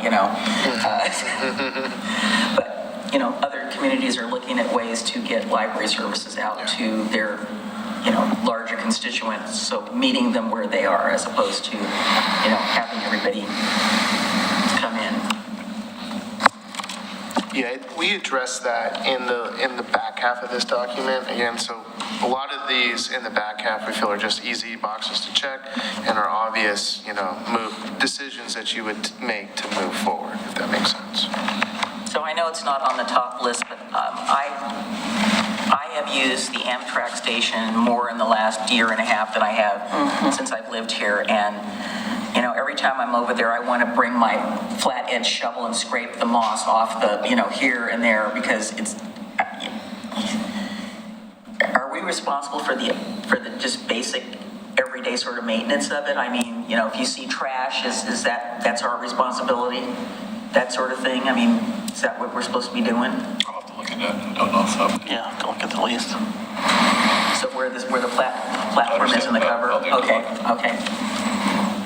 On that same topic, I can't remember where I read it, but under that same thing, it was something along the lines of a long-term lease, right? Or what was the building at the station has a current lease on it, and it's a long-term lease. We don't know how long that is though, right? With the restaurant? I just wanted to make, I guess I want to ask that we need to ask that question. Is our goal to have a long-term lease there or not? Because that's not the original goal. The original goal was the restaurant was a temporary lease until we actually turned it into a train station like it should be. So that has gone off the radar in multiple cycles of city commissions, and we haven't talked about that. But I think, in the early days of that building being there, it was all about it's a long-term to try to make that into a functional station. And we'll rent it out until we can do that. I think we need to rethink about that conversation, one, in the eyes of tourism, in the eyes of economic development in that area with the Stimson property and the landfill property and all of that, and the DMO and all of that, because we've never really promoted that station. And we have an opportunity that most cities do not have to bring people in this town, and we have never promoted it. We've never utilized it. It just sits there waiting. And I think that's a conversation we need to have again. Is it, do we really want that to be a restaurant, or is that a temporary until it lives to whatever its fruition is? Because there was a question back and forth of whether or not the train was going to pull service from there. And so that goes back and forth too. It doesn't help us to not push forward and promote that as a train station if we want to keep the service. So I think it's a bigger question that we don't want to forget. Amtrak just added 2 additional trains. Yeah. I think, Yeah, so that's good. yeah, that's great. It could be. That- But how many people know that, and do we, Yeah, you know? right. So, Having just been there yesterday, The train station. speaking with the owner at the restaurant. Yeah, eating there, yeah. You know, the restaurant is working nicely in tandem with the outside waiting area. I mean, people are waiting the train with time, come in there, they can Get dine, something. they can have the drink, and then they can walk that 40 feet and get on the train. So, I mean, right now, do we want to take over the operation of that, or is it working nicely well, as that's it the whole is? question, yeah, or is there, is sitting out under the little teeny cover enough, or do we, is there a combination of uses? I don't know, we don't know. Teeny cover. I'm just saying that's not the original goal. Well, and if you read here, the short-term goal that we're identifying is to create a plan for the state. Right. So That's great. you would be asking That's those broad questions in that, right? Like, Yeah. bring back a full station, do we keep the tenant? That happens in that short-term period. Right, and that's a piece of Improving the outdoor waiting to area do both. would To be me, that's a great. solution. Yeah. Yeah, I agree. Enhance absolutely. the outdoor waiting area and leave the restaurant, because people use it. They Right. use it while they're waiting. Do we want to be placed in a position of offering those same services as a restaurant? No, we don't. No. That's not, No, no, but we I could, agree. we could improve the outdoor seating area. I mean, when I took Amtrak to Eugene, people were like, well, how'd you get here? Did you drive? And I said, no, I took the train, I walked a block to the conference center. It's like, it was so easy. Yeah. All right, awesome. Okay. So we will continue. We will continue a lot, so thank you. I know we just went through a tremendous amount of information, so we look forward to getting back in front of you again. And if you want to have, offline individual conversations, you know how to reach us, we can do that. We can talk through Tony on how to do other engagement opportunities to make sure we're getting all these feedback. I've been waiting for this plan for many years. I felt that we would have been in a better position before we started building the things that we built. But we're there now, and I'm really happy that we're where we are.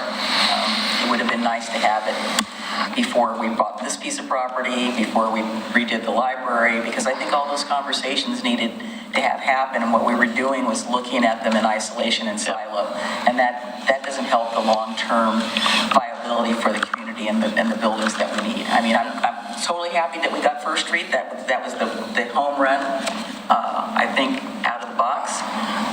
I'm, of course, obviously was intricately involved in the library expansion, and I'm in a lot of ways, I'm really glad that this building is here, because I really couldn't see it as a public works facility. It's really better where it is. Yeah. Sorry, John.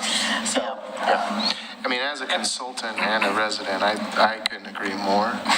Let's make the plan. I think some of the key findings that are coming out of the Parks and Recs master plan, what you've already done historically in planning from the city, it's all going to point to the same thing, the same priorities.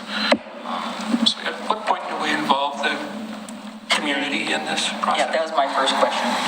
I think, I'm going to tread lightly here, right? I think that you involve the community once you have identified the short-term, midterm goals, because that really identifies the projects you move forward, right? And once you've identified, hey, yep, these are the first two steps, the first two cogs in the wheel we're going to take out, then you go engage the community and really dive in on those projects.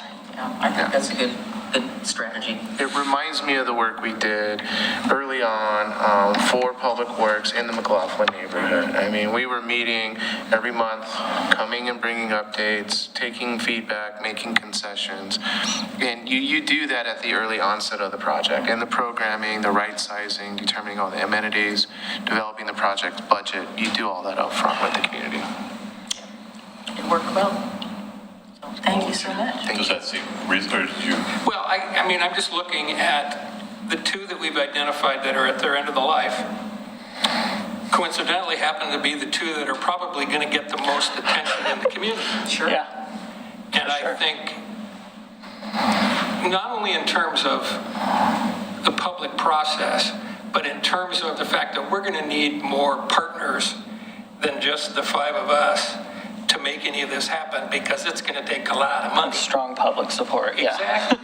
And I think if we get to a point where we're saying, here's what we're going to do, help us make it happen, that's too late. We need champions in the community and people that have been invested in these two properties for years and years and years to be a part of the process early on. And I know that, it adds to the time frame, it adds to the complexity, it adds to the staff workload, but I think we're making a short-term mistake that might hurt us long-term, because we are going to need a lot of support to pull this off. Do you think there's a public engagement component to decide if we need a new pool? Or is it that the commission decides that we need a new pool? And let me just play one scenario. We don't think that the current location is sufficient for size, location, limitations on access, right? So the commission thinks we should build a new pool and rec center somewhere in our community. Is that where that discussion begins with the public? Or do you think it's, do we even need a new pool? I think you start with analyzing what it is you're trying to provide and what the limitations on that service are. And what do you want it to be? Who are the user groups? What are your critical services versus what are the niceties? And I think then you say, what are the current deficiencies? And then you do that balancing act between replacement and refurbishment.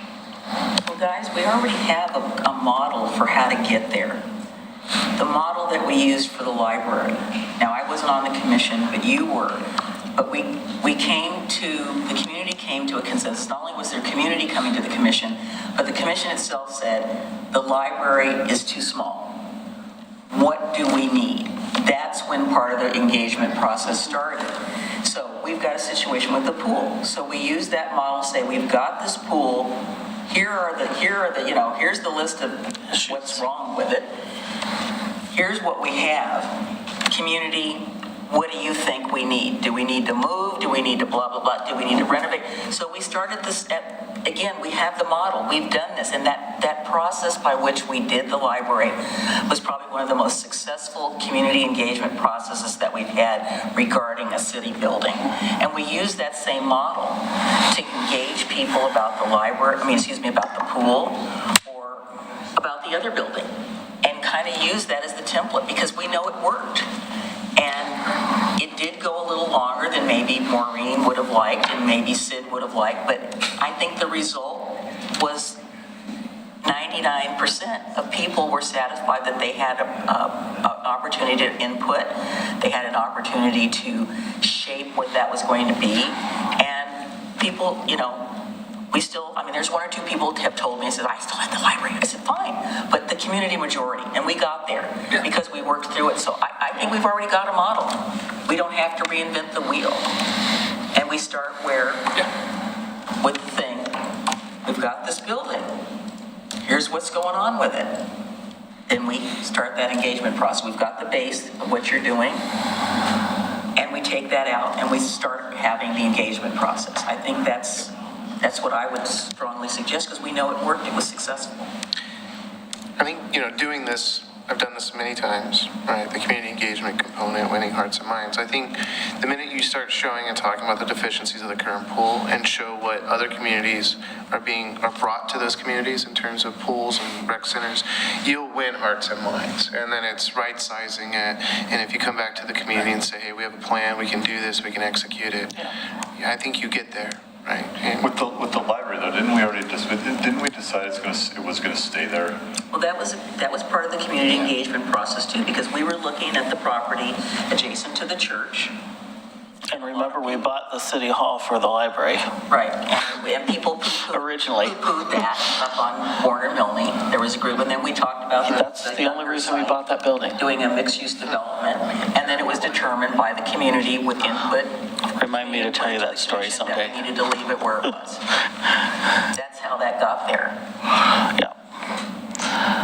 So the Center Street property was purchased to be the library, and then we realized that structurally it was not sound enough to hold the books. The Center Street property? Yes. Yes. It's a true Public story. Works is? No, sorry, City Hall. Oh, okay, now you have... The only reason it's City Hall is because we bought it and didn't know what to do with it. Oh, you mean the McLean Clinic building? Yeah, because we couldn't use it for the library, so it became City Hall. Yep. It should never become City Hall. But that's the facilities issue that we didn't have. I know, I was not supportive of the McLean Clinic being basically lobotomized our building, but I'm okay with it now. So, but anyway. So is that okay, guys? Should we proceed that way? All right, awesome. Can we have a small break before the next Yes, we're having a break, we're having a break. Yes, thank you all. Thank you. Sean's giving me the eye over there. He says it's break, he's the break master, he tells me when to start. Oh, is that the cue for, That's the key. Sean does the eyebrow slight. he wants one of those Rice Krispie treats. He does.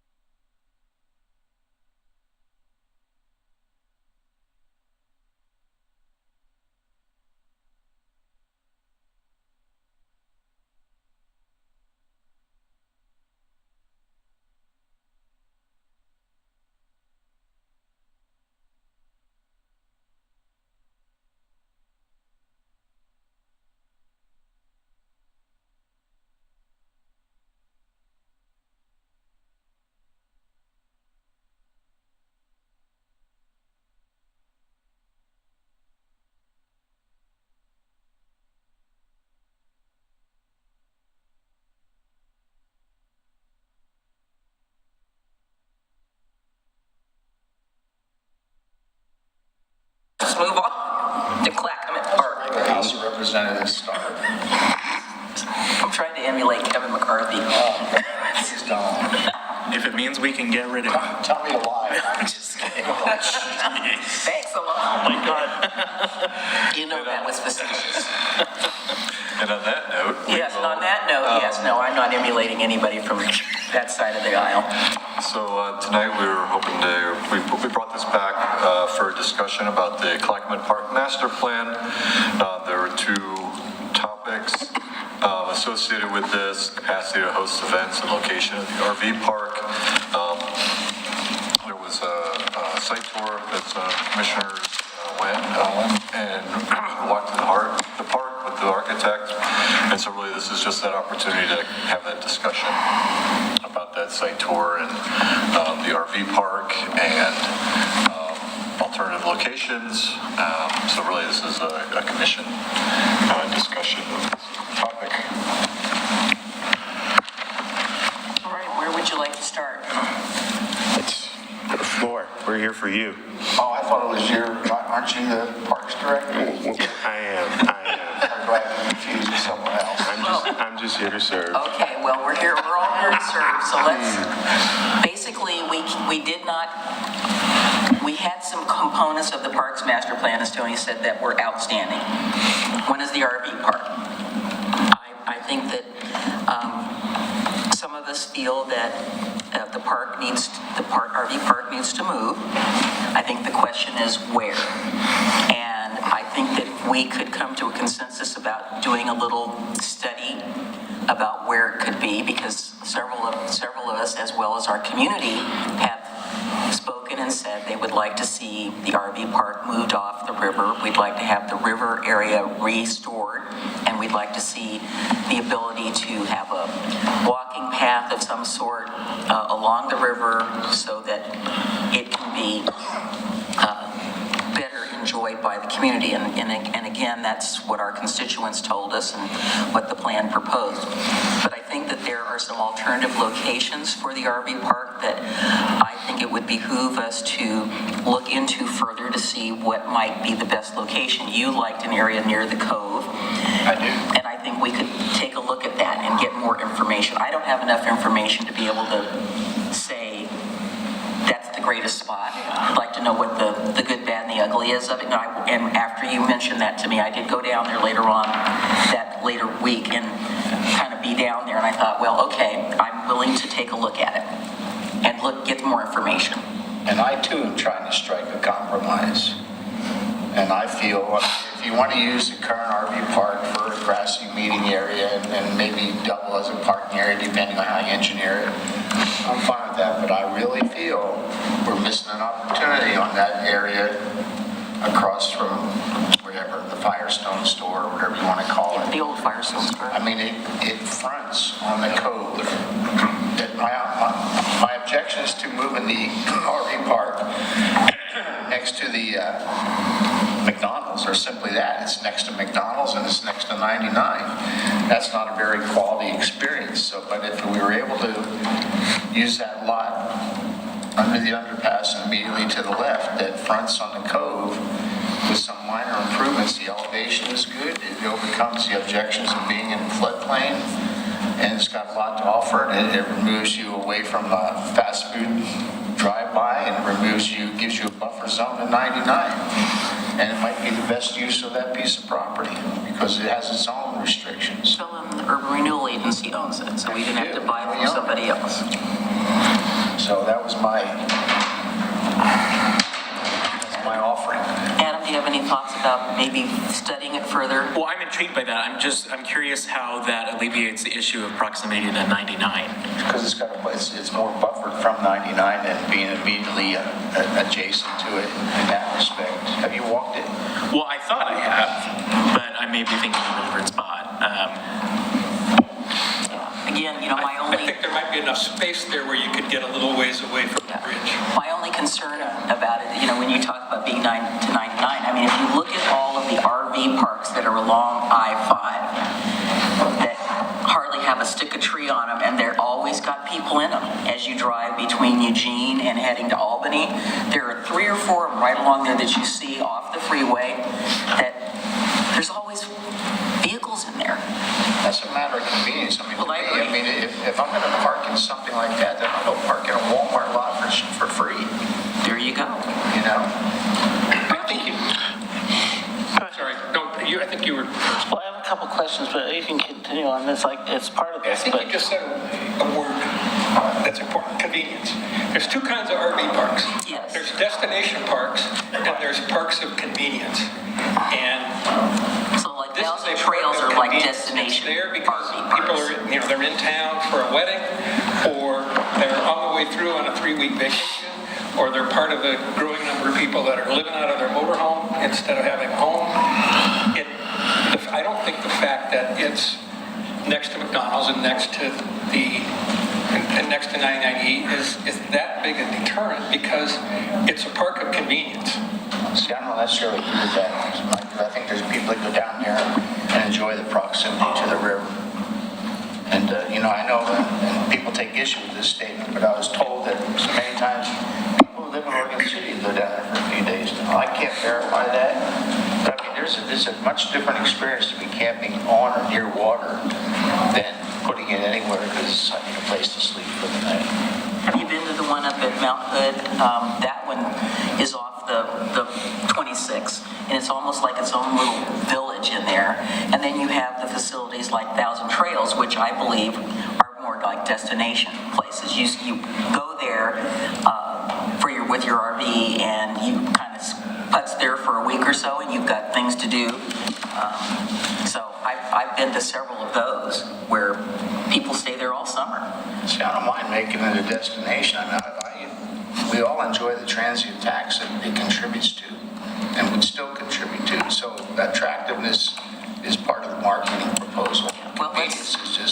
Well, let's take a look at it and get more information about it. I think that would be the best way to go. Rocky? A couple of questions.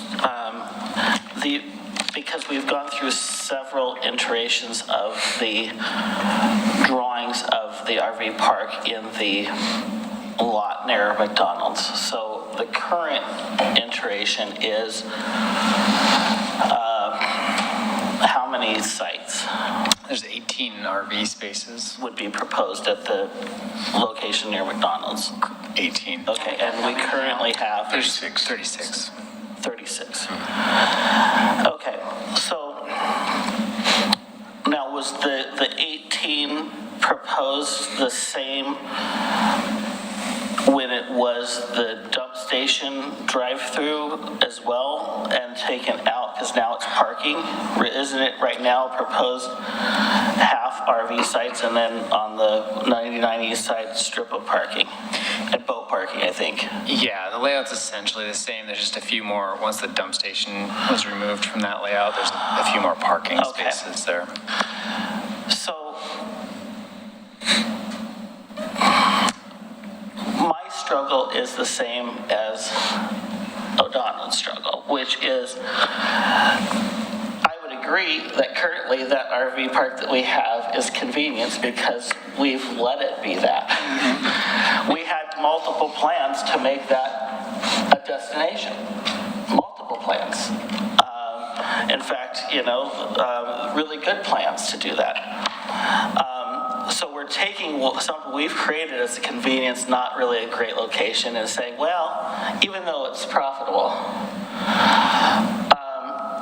let's now make it a convenience stop near a McDonald's, and let's cut it in half, right? So what was, my fear really is this, because my choice really is if we move the RV, I think the RV park is a really crucial piece to Clackamas Park. Is it in a bad spot right now? Absolutely, I agree. But I think moving it to McDonald's, I'd rather say no RV park at all. Because I think what we're going to do is cause its death. Because moving it, we're cutting it in half, so we're breaking any chance of it to be profitable. And it's then not a destination site anymore. So that's part of it. I also think the school world, I mentioned this multiple times, the outcome of plans we get based on what we let the public see. We haven't given them other options to put the RV park anywhere else other than that spot. So of course they're gonna say that's where it should go, because we know it sucks where it's at now. So remember when we had the state say, what we're gonna do with the bridge? I said, well, both options suck. We haven't given anyone else any options, so of course they're gonna say, we want this option. I don't think we've shown a possibility of, hey, what if we know that, what if we could try and put the RV park on that Clackamas side where the parking is? That was one option. I don't think we've ever seen that. We've heard that it's lower. It's not. We've heard that it's not as big. It's not quite as big, but we're not even doing half of what we're doing anymore. I walked it off. I actually spent my 2 hours before the meeting walking down there again. So I'm still trying to struggle with that. Yes, people chose that lot as the RV park because that's the only option we gave them. We didn't say, hey, what if we did it up here in the upper part of the park? We never showed them plans for that. We never said, what about the other side? Because honestly, 20 years from now, if I'm driving down Main Street and I see condos and apartments and whatever on the Cove, I might have regretted that 20 years from now. But what if we said, what if the RV park was there? What if that was a park? What if the Cove was nothing developed? What if that was just a park? Or what if it was a park with mixed use and an RV park that was a destination and community access? Now, what would the community say if we said that? Hey, community, we're not going to build apartments down there. We're going to give this back to you as a park. Do you think they said, well, we'd rather not? I mean, we have to give them the options. We haven't done that. And that's why I said, let's talk these out and give people these options. I don't know. I just know that in the mix of tourism, the RV park is a unique thing that is profitable right now when it sucks. If we actually expanded that and put the effort into making it a destination, it would draw people, and if it's across the highway or if it's not, I don't know. I want to see that. Because I think I guess we just haven't given the citizens the options to think about those type of things, because we confine it to a site, and it's easy to say, well, we can move these pieces here and there, but other than that, we don't have any other options. Let's study it and ask the community what they think about it. Because I think actually, when I walked off what I would call the, boat parking near the boat ramp. And essentially, that space is just as long as the McDonald's space, not quite as wide. But if you're only putting half of the RV park over there, you don't need that much space. But you could still use the lot across the McDonald's for the, for what it is now, but make it a nicer parking lot. And if you're driving boat trailers and campers down into the park, maybe the boat ramp and that all works. I don't know. I just feel that I'm going to regret if we move forward with this. Which is weird, because there's a lot of things we've come up over the years. This one really bothers me, and I don't know why it bothers me so much. I thought tonight, when I thought, I'm just going to go to this meeting, kind of re-say some of the things I've said, but I drove down there, I spent hours walking it off again, because we keep being told these things. I'm trying to visualize, if you stand in the extra parking lot, or the proposed RV section, right? See it on paper in 2 dimensions, but when you stand there, I'm trying to figure it out, because when you stand on what is the cement part that's in there, that platform there, and you look at Clackamas Drive, you're standing in a hole, right? So if I'm standing in that parking lot and I look at Clackamas Drive, it's at my eye level. It's 4 or 5 feet off up to the street. So that means if the RV park goes in that hole, we have to dig it out. and that doesn't change the elevation, it's still lower than the upper parking lot. Or we have to fill it, right, to, now when it comes around the corner, of course, the street drops down. But I'm trying to visualize how you utilize that space in the way we're showing it. And also the fact that we say we're gonna landscape these 18 sites and we're gonna put picnic tables, but there isn't width between the sites to put a picnic table. And I know we don't have ideal spots on the river, but there's definitely enough space there. I want to know, when you look at the proposed, the space between each driveway for each trailer can't be more than 4 feet. No one's going to want to park in that. I just don't see it, and I think we will cause the death of the RV park when we move it, and so I just consider us throwing it out if we're going to move it, at least to that spot. What about another spot? Well, I think we have to ask the public if there's open to other options, and then maybe they will be. But if you give them one option, they're going to choose the one we give them. Well, I think we have a couple of options to take back to the public to ask them if they would be interested, but I think we need to get a little more information first so we know what we're presenting, to say, here's option A, B, C, or however many options there are. So can we ask staff to come back with some more information about the site by the cove?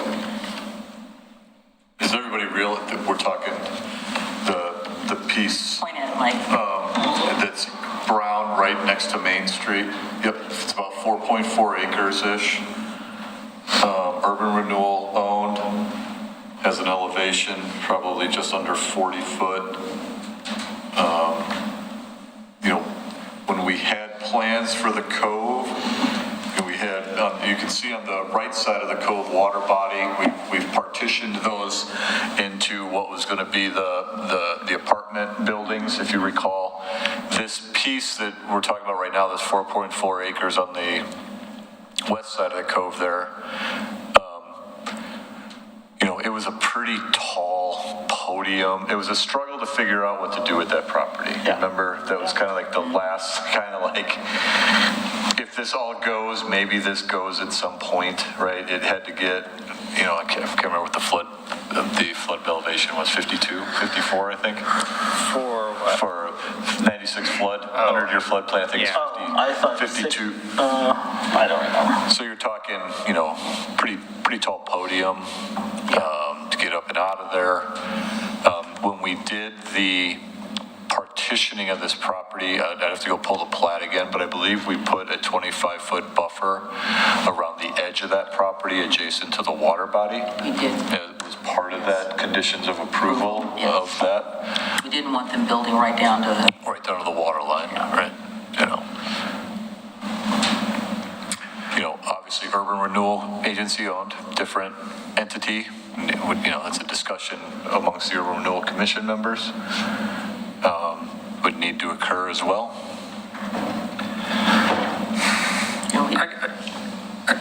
As I said here, I'm more concerned about 18 spaces than I am about it being next to McDonald's. Yeah. there would be Because I think Brock is right. really nice It's space. just, it's a real afterthought at just 18 spots.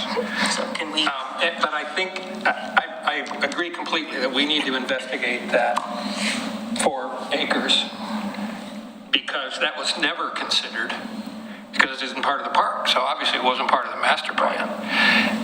But, you know, so to me, we've kind of got, we're talking about 2 master plans. We got 1 and 1A, and 1A moves the RV park to that other side of the freeway, other side of 99. And I just want to, without pulling the property report, I do want to say, at the very kind of north end, where there's that green piece, that's actually part of Gladstone. Right. If you come straight south, essentially along that property line where it says Main Street, as I recall, there is an access, there's a road there right now, right? There is an access easement across the urban renewal properties to get to that green piece, as I recall. Right, yes. But it's been a while since I've looked at the title. If that could be your entrance.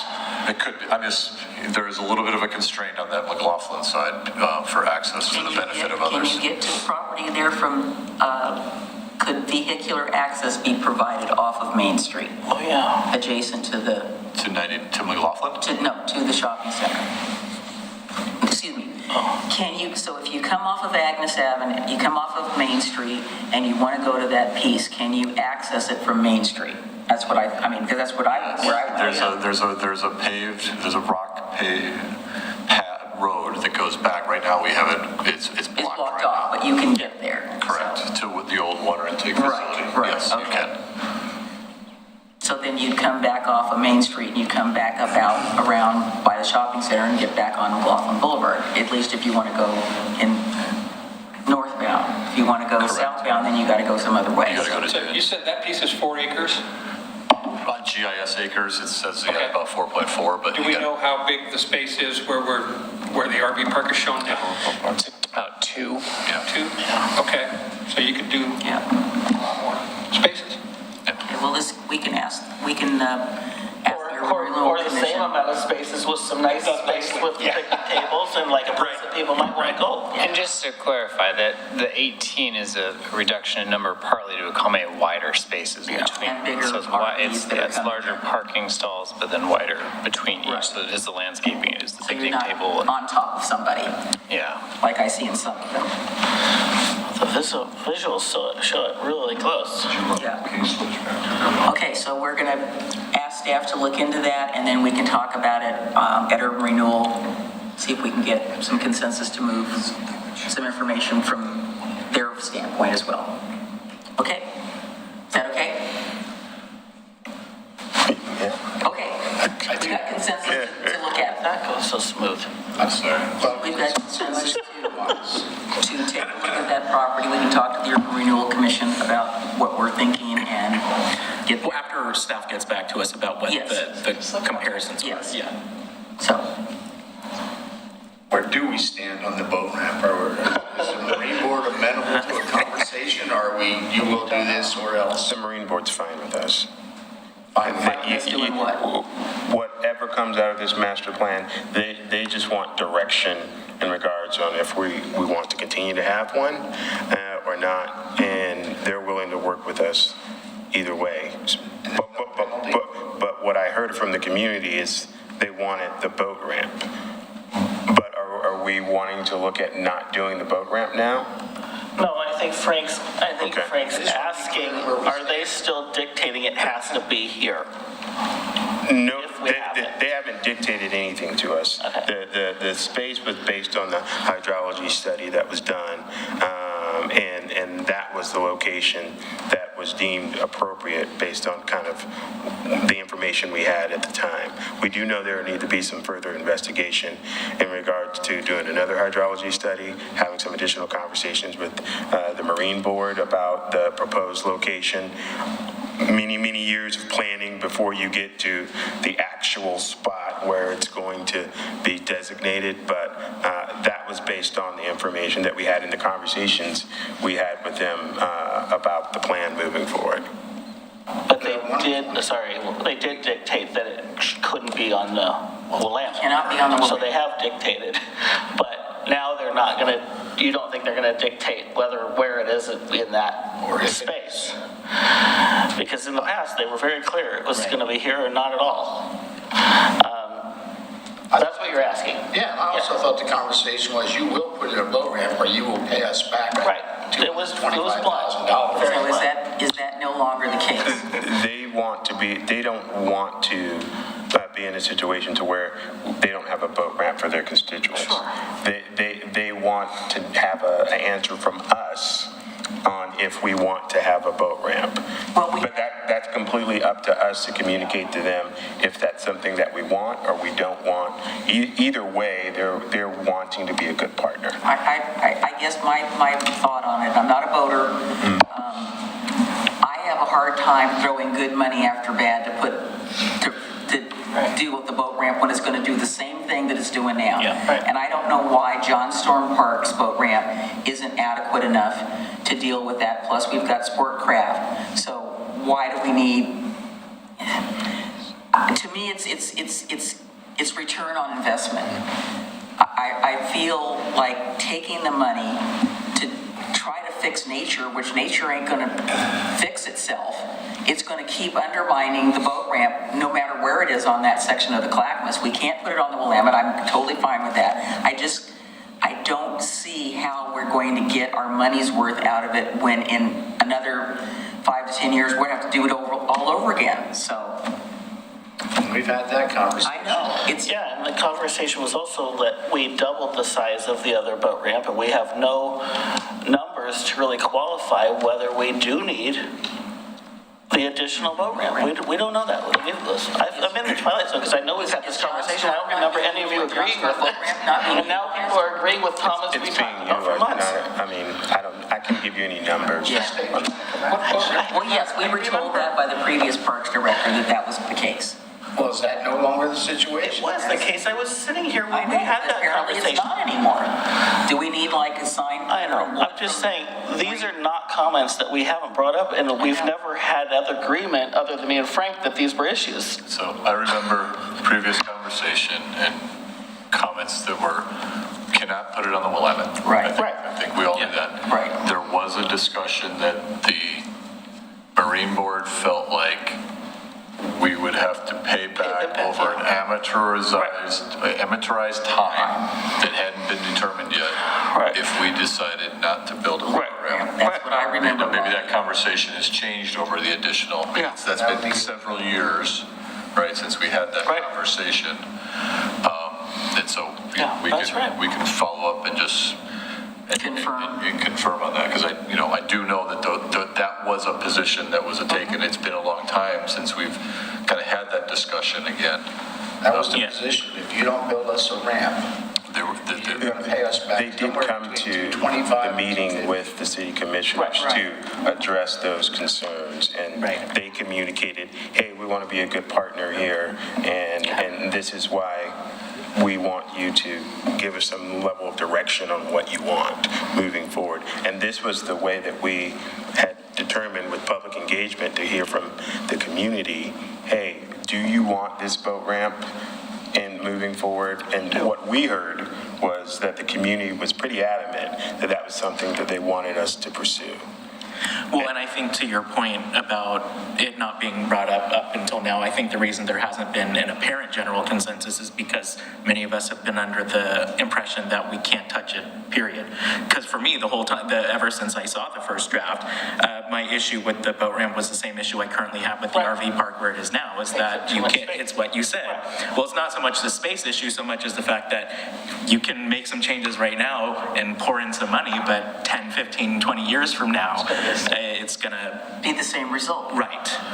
It's gonna still undermine. But that's the case anywhere we put it along there. So, I mean, they have dictated, it still needs to be on the Clackamas, and our question back to them is, well, isn't this gonna happen no matter where we put it on the Clackamas? Exactly. And do we need it? And that's where my numbers come in to say, hey, we're overwhelmed at the new expansion that we did at our other boat ramp.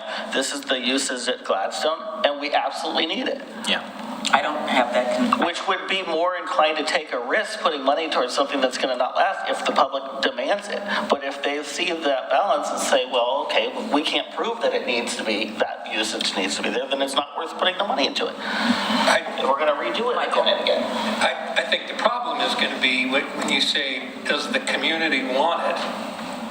The boating community, yes. the boating community, which is a small percent, they want it. The rest of the community, But are they willing to, are they willing for us to spend so much money on it to just only replace it again? If they knew those facts, they would think they would, and they saw the numbers, that actually there's no evidence that we need that extra capacity because all these boat ramps are being used fine. We that information out that it's being undermined. But we're not showing them that. They can only make decisions based on information we give them. We told them it was being undermined by the river. Yeah, no, I know that. So I said, why are we gonna spend more money on this thing when it's gonna do the same darn thing? Well, because we want it. Well, I want a lot of things too, but yeah, okay. So Is it appropriate for me to bring up a discussion that I had with another individual? Sure. Okay. Steve Williams, who's on our Parks and Recreation Advisory Committee. Steve Williams? Yes. Yeah. Yeah, not Steve Woods, Steve Williams. No, Williams. Yeah, didn't I say Williams? No, you said Woods. Yes, you did. Okay. Was retired as number 2 at ODFW. Yes. I had a conversation with him about boat ramps. I said, but, can you build this so it won't do it again? And he said, yes, we've done it all over the state. You angle the ramp so that it doesn't go straight out into the, as it's shown in that drawing. Yes. It's angled so that that the force of the river is not hitting it at 90 degrees, and it'll work. And he's the most experienced person and the most knowledgeable that I know of in the community about boat ramps, and he says it'll work. And by memory, he says we need it. Right. But by memory, He's a member of the boating committee. I trust that, and Frank's been saying the same thing, but also the last time we brought that up, the Marine Board said, no, we can't do it that way. That's how we got there. We can't angle it? That's what they said. Now, if they've changed their mind on that, but that's not what they said before. They were like, no, you're going to get the boat ramp at this version, or you're not going to get it. That's what it was when we had that conversation. So It's angled right there. not to the extent that you guys are talking We were talking about angling at 45. The conversation we had is if you angled at 45 degrees to the flow of the river, you cut down the force the river exerts on the ramp by 1/2. Yeah. And I gave an example of ramps that do that up in Washington that are available for viewing. We've had that conversation, and the only thing then was how do we do the traffic flow to allow launching? Yep. How do you get a 270 degree So if turn? they're good with Yes, that, exactly. So, yeah, let's have some further conversations with them so that we can confirm or deny assumptions that we've had that have greatly hindered our ability to have more creative conversations about what this can look like. Okay, do we have a consensus on what Commissioner Marl said? Well, number one, I don't want to be on the hook for $250,000. I don't either. So let's take what you're saying and let's get some more information, and then we can decide once and for all. Because if we can do it, that's a completely different story for me. Right. If it's not feasible and it's going to undermine it, I don't want to spend the money. I'd rather put the money in some other park, some other amenity in the park, and not have to mess with it. Agreed. So, okay, got that? All right, let's move on. Thank you. okay.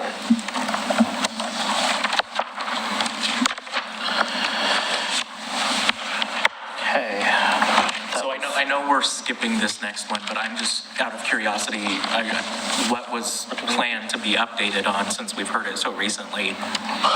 Maybe this conversation went quicker than we thought, and we It could do definitely this went one. quicker than I thought So this was going to go. let's just do it. Let's talk Well, about it. They left. Oh, we did? Oh, okay. I thought that was gonna. We had I did multiple, we not had the think that was gonna consultant go that here. smooth. Well, John's our consultant. John can handle I it. think we had this conversation 3 or 4 times. We just talked about it at the last.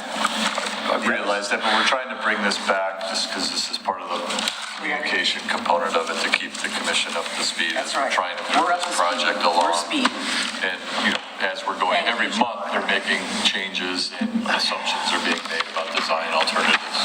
So, Right, well, so yeah, it was really another update. It was also another opportunity to share that we've got this public open house going, so that's good news. I think the other thing is that, we early on decided to utilize the commission as kind of the sounding board on this project, so rather than having a citizen committee, we made that you are that citizen committee. So I think that what we decided in the hallway out back, since we thought Kendall was going to take much longer, we decided that,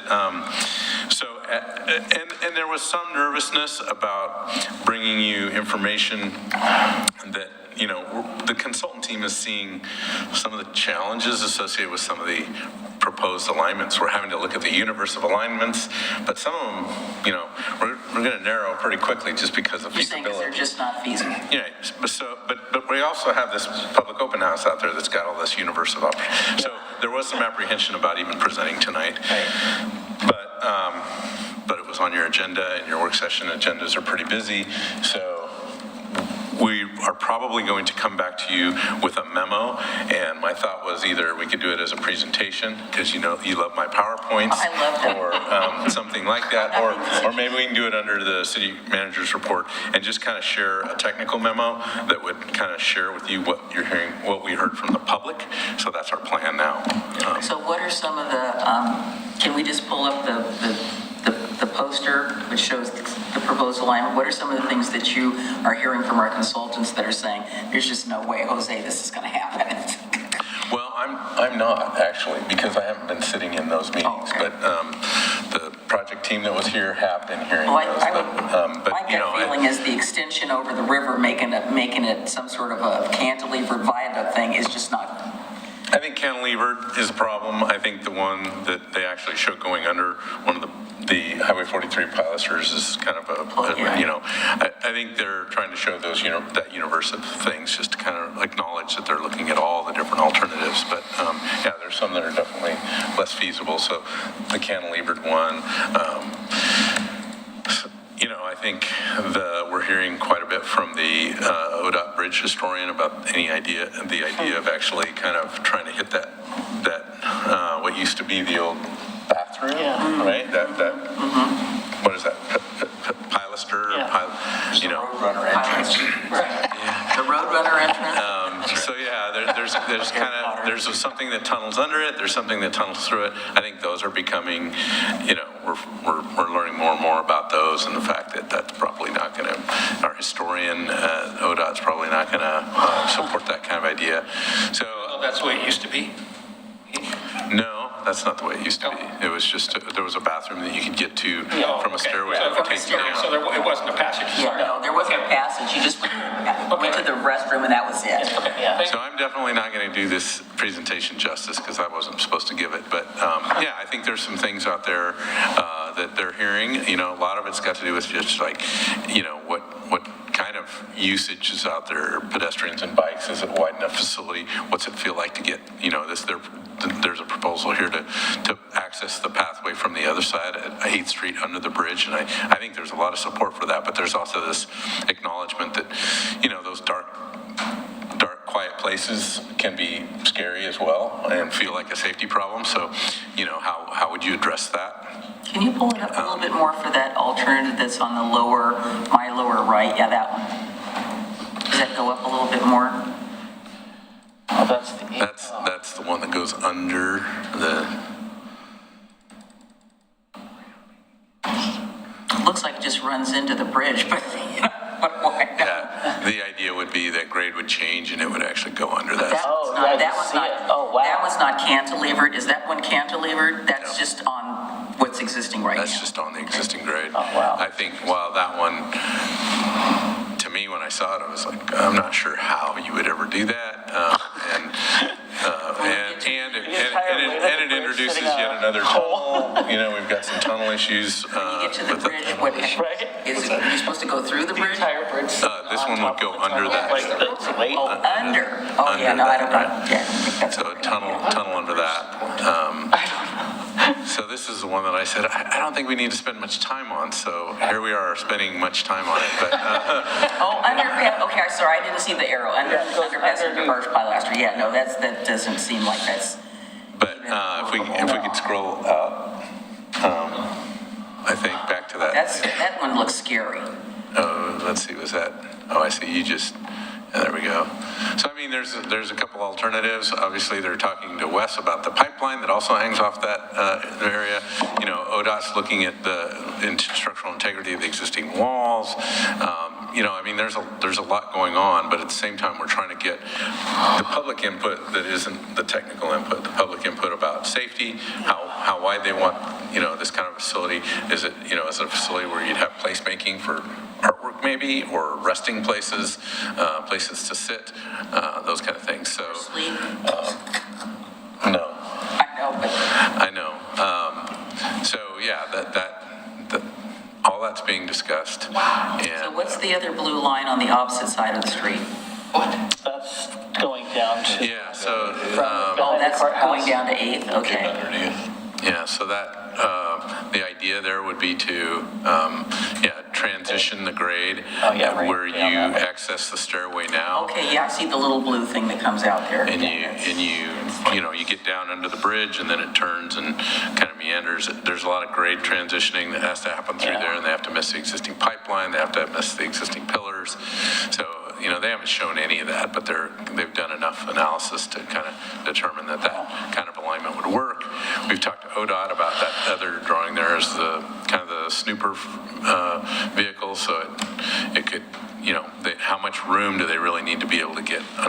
viaduct to maintain that thing, so a lot of technical things, and I really don't think. Elevator, wouldn't it be quicker, easier than a grade change over there? Yeah, you want an Get elevator? a new elevator. Oh, There a you go. basement floor to the elevator, yeah, One of the plans had a series of switchbacks that went Yeah. back and up. yeah. I felt that, the further you could remove your pedestrian traffic from being adjacent to the vehicular traffic, the more desirable it is, but also the cost goes up. And how do you do that? And then we talked about sources of financing, whatever those existing were, and we even talked about the possibility of urban renewal as a source of financing. I mean, just what are you trying to create in the long run? An attraction or just a simple conveyance? Yeah. Yeah, I mean, there's There's a lot of switchbacks. what we have there now is not a very attractive or Yeah, safe that's- facility to walk along. It's an updated one. Yeah, the switchbacks were closer to Tumwater Village. Yeah. Yeah, that's the courthouse in the background, or 8th Street, if you will. So they've got, there's none of these are the ones keep moving through it, I guess, Jacob, at this point. I don't have all their talking points, so I'm definitely butchering this, but they're looking pretty hard at the fact that crossing 99E is not, well, for one, we've got congestion problems already. Yeah. As I said, more traffic enforcement.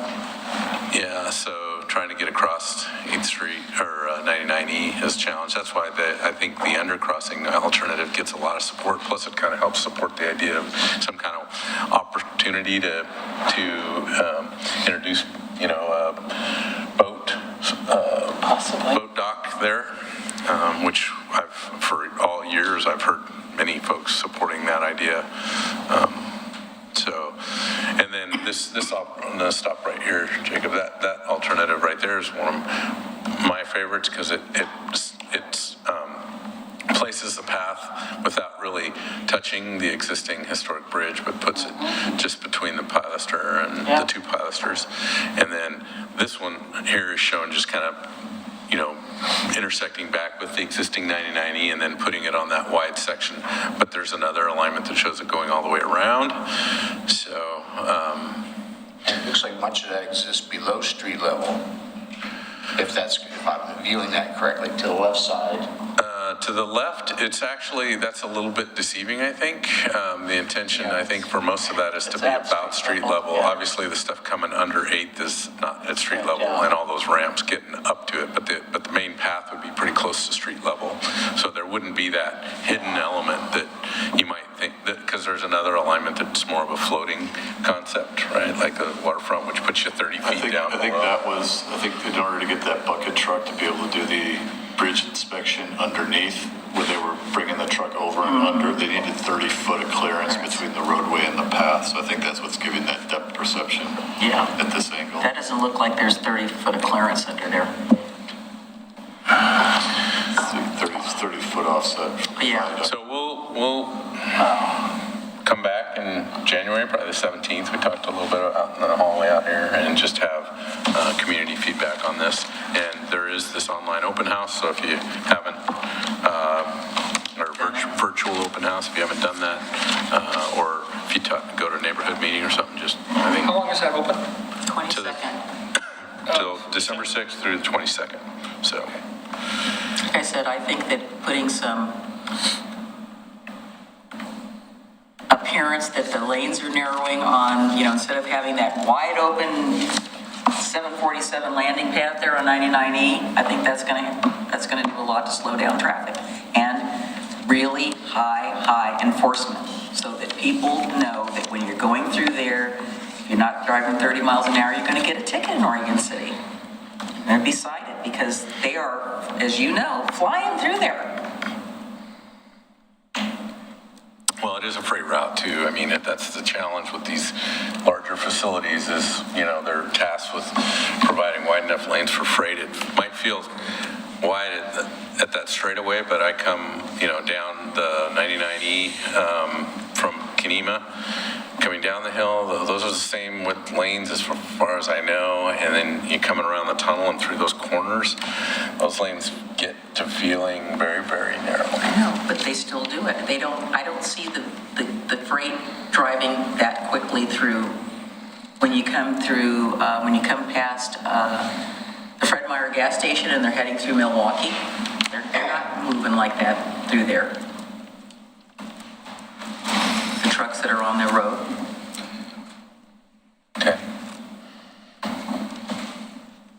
Different conversation then. Yeah. I know. That That's why I said wasn't ready for that one, but It's creating the illusion that you need to be slowing down, whatever we can do. Okay, all right, guys. Does that help? Moving on. It's cool. All right, we're moving on. Last but not least, we have city manager's update. Yep, thank you. So I think having just gone through the goals at our last meeting, I think you probably know most of these at this point. I did add the quiet zone as one of the projects that we'll continue to track and bring forward at work sessions. So as you may recall, at our last meeting, city commission meeting, came back with the 2019 construction cost estimate for the quiet zone and added construction inflationary measures to that through 2023. It took that project from 2.6 million to an estimate, adding additional 650,000 to that. Based on that additional information, the commission did approve the intergovernmental agreement with ODOT to begin that initial work. So we'll keep tracking that one, put this on here for regular updates. I do still feel we should be contacting the Grand Rhine, because if they intend to build a hotel on their property, they would be the beneficiaries of the quiet zone. Maybe they would contribute financially. He's chatting.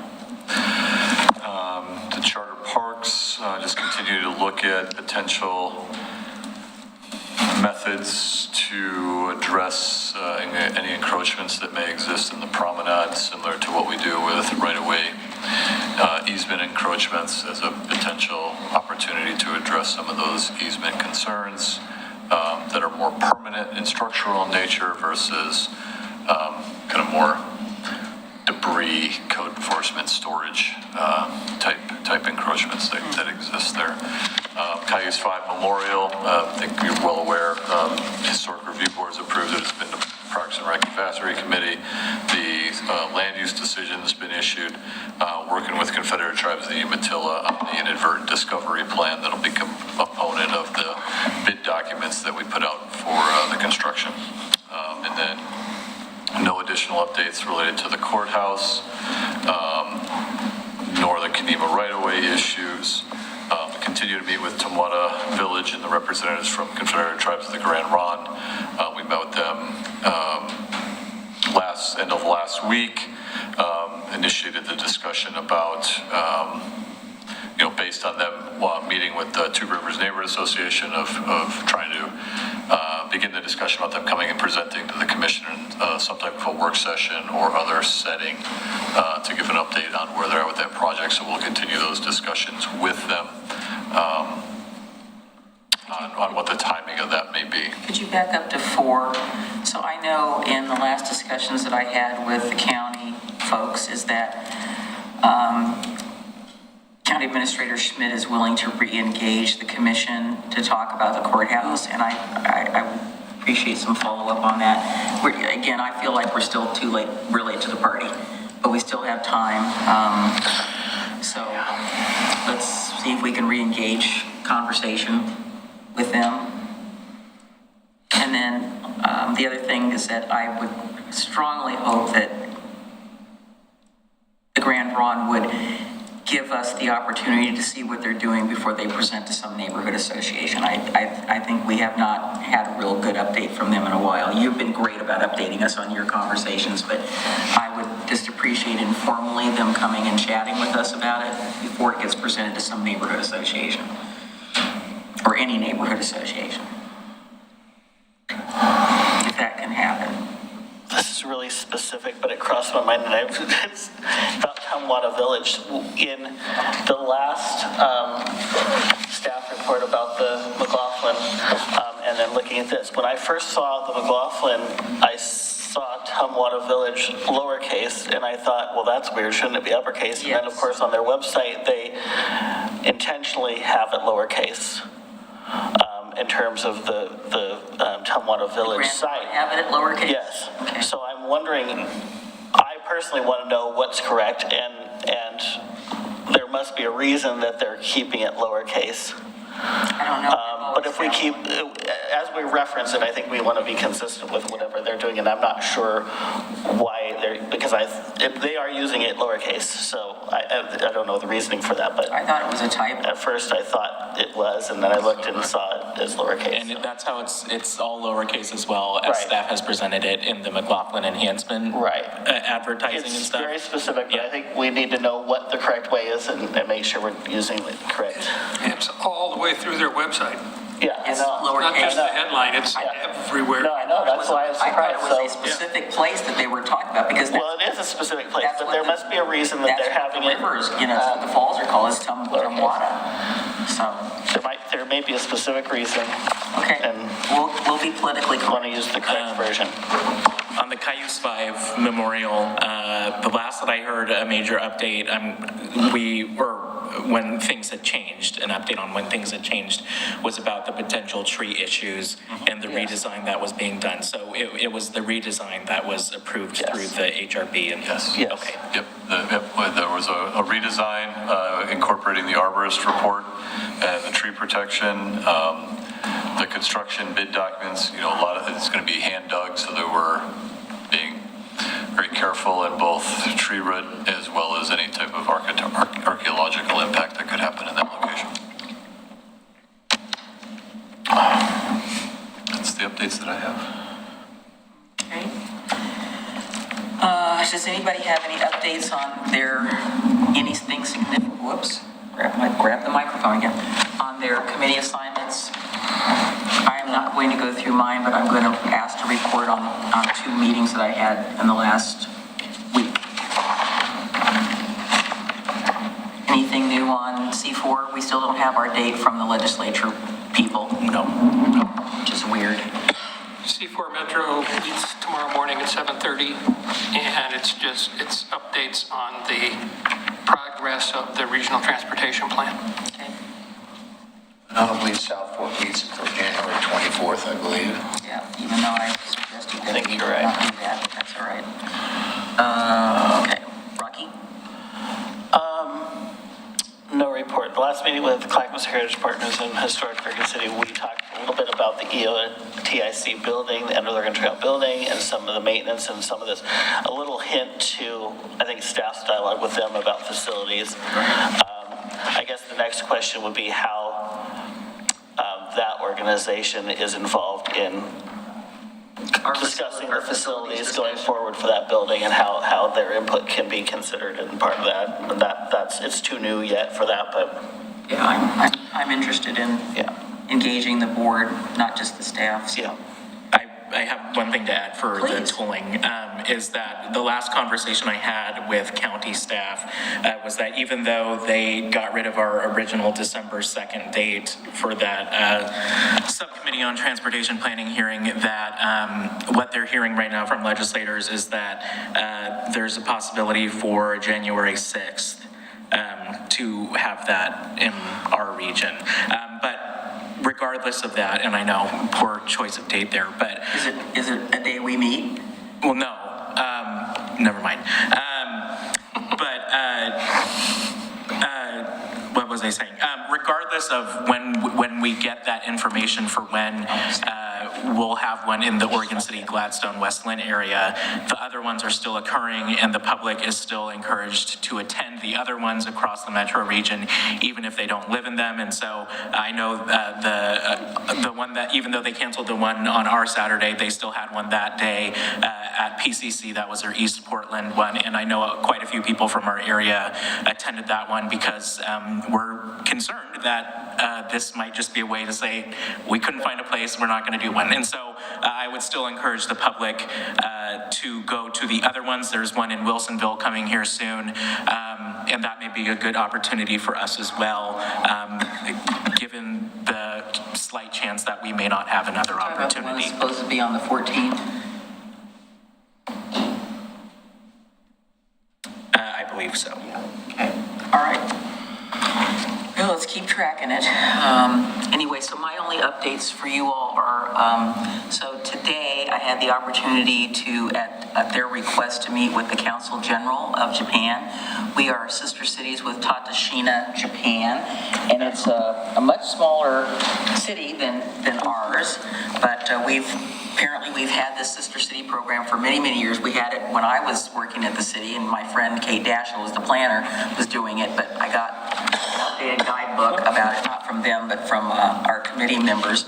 And so due to COVID, it has, nobody's been really meeting.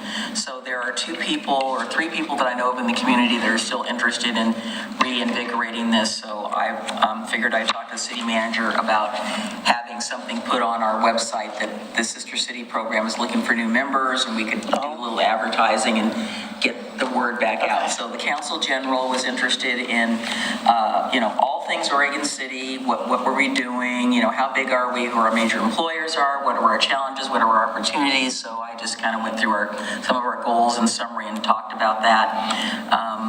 They're going to have a meeting sometime in February where they're bringing together all of the sister cities in Oregon. I think we have 24 sister cities with different cities in Japan. So he's sponsoring this, and I was asked to attend, so I will make sure that I can go to that. So it was just very lovely. I gave them a gift from us, so an ornament of our bridge as a symbol of bridging the 2 communities and bridging the cultures.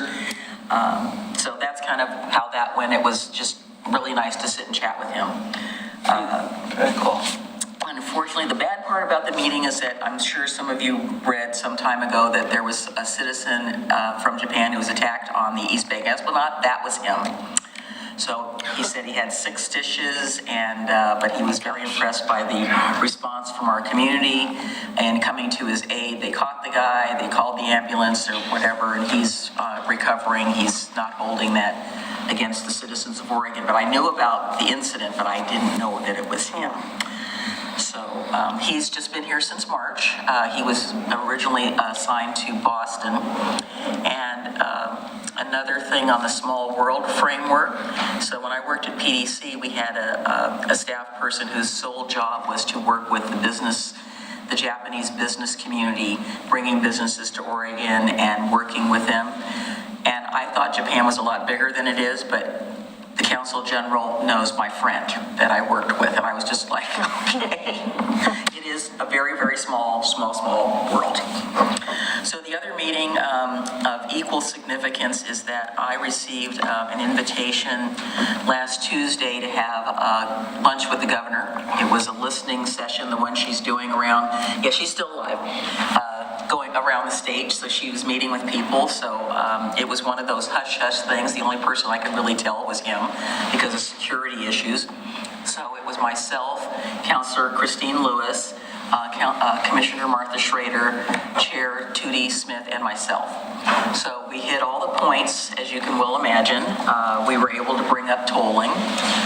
We started out talking about mental health and what the state is doing with regard to that. First Lady Amy Kotek is really big into that, and so we talked about trying to get some services that we could work with the county to get services, satellite services out into the communities as opposed to everybody coming into Oregon City. We talked about the issue of housing. Christine and I emphasized middle housing in terms of affordable housing for people, not housing $500,000 and above. We talked about needed housing and why the state changed the definition so the house in the Street of Dreams can qualify as needed housing, which I don't think that's needed housing. She understood, or says she understood, when I explained the burden that the state was putting on the local governments about all of these regulations and the things that we weren't able to keep up with because we don't have staff. And I said, do we do all the state mandates or do we deal with our constituents? I said, we're doing neither one of them well because of the requirements. And I just advocated for less restrictions. Let us take the guidelines and craft them to fit our communities. I said, it's about livability for many of our cities. And I spoke very passionately about livability in Oregon City and what it means to our community. And we're not fearing density. but we don't want to be cookie cutter. We don't want every city to have the same thing. And I said, and what about those punitive damages that the law is talking about? I said, we don't need that. We don't need to be threatened. I said, if you've got a city that's not toeing the line, work with them individually. Councilor Lewis and I did not plan what we were saying, but we were pretty much in lockstep in 1-2 about tolling. We told her fundamentally that we didn't think tolling was a bad idea, but it's not the entire solution. It's part of a solution. And that what our big objection was in Oregon City is that we were going to be tolled out of existence primarily. She said, well, do you think it's going to have a significant economic impact on our community? And I wanted to say, what do you think? But I didn't. I said, it is going to economically crush us. I said, we will not survive this. I said, we already have diversion. Christine was very eloquent about the diversion that already exists from the Westland perspective. I brought in the Oregon City perspective. We basically said that one of the big issues we're having with Oregon Department of Transportation, besides the whole credibility issue, I said, this is the problem, Governor. I said, they have no credibility with anybody. Nobody believes what they're saying anymore because they've broken the trust of the community and the electeds in the region, and we don't feel comfortable with anything that they're saying or telling us. I said, the other issue has to do with the fact that we've been working on this for 5 years. We've been saying the same thing over and over again. And she says, oh, you mean is ODOT like this? I said, yes, they have blinders on. I said, part of the problem is, and Christine agreed, is that the agency has no vision. It's not looking down the road at what we need. It's looking at the now and here and now and the immediate and how they're going to get more money. And I said, tolling is not the answer to the entire equation. I said, you've got to believe us when we are telling you this. We're not just complaining. We have looked at this and we have given many suggestions about how this could be done, how we need to step back. And I said, this is not 2017. This is 2023. Situation has changed.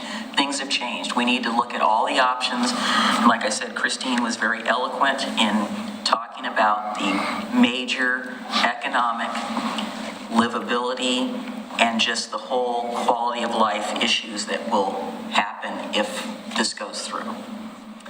So she listened. She had some questions for us. She said she was listening. She had one of her advisors there, and it was better than I thought. I will say this: I had to get in a word for historic properties because she thinks everybody that owns a historic house is a NIMBY. I told her that our neighborhood, where we have most of our historic properties, are very dense. We have more density than what she's calling for, but we've been that way for years.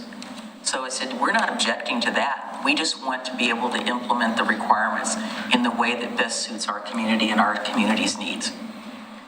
And we ended that conversation.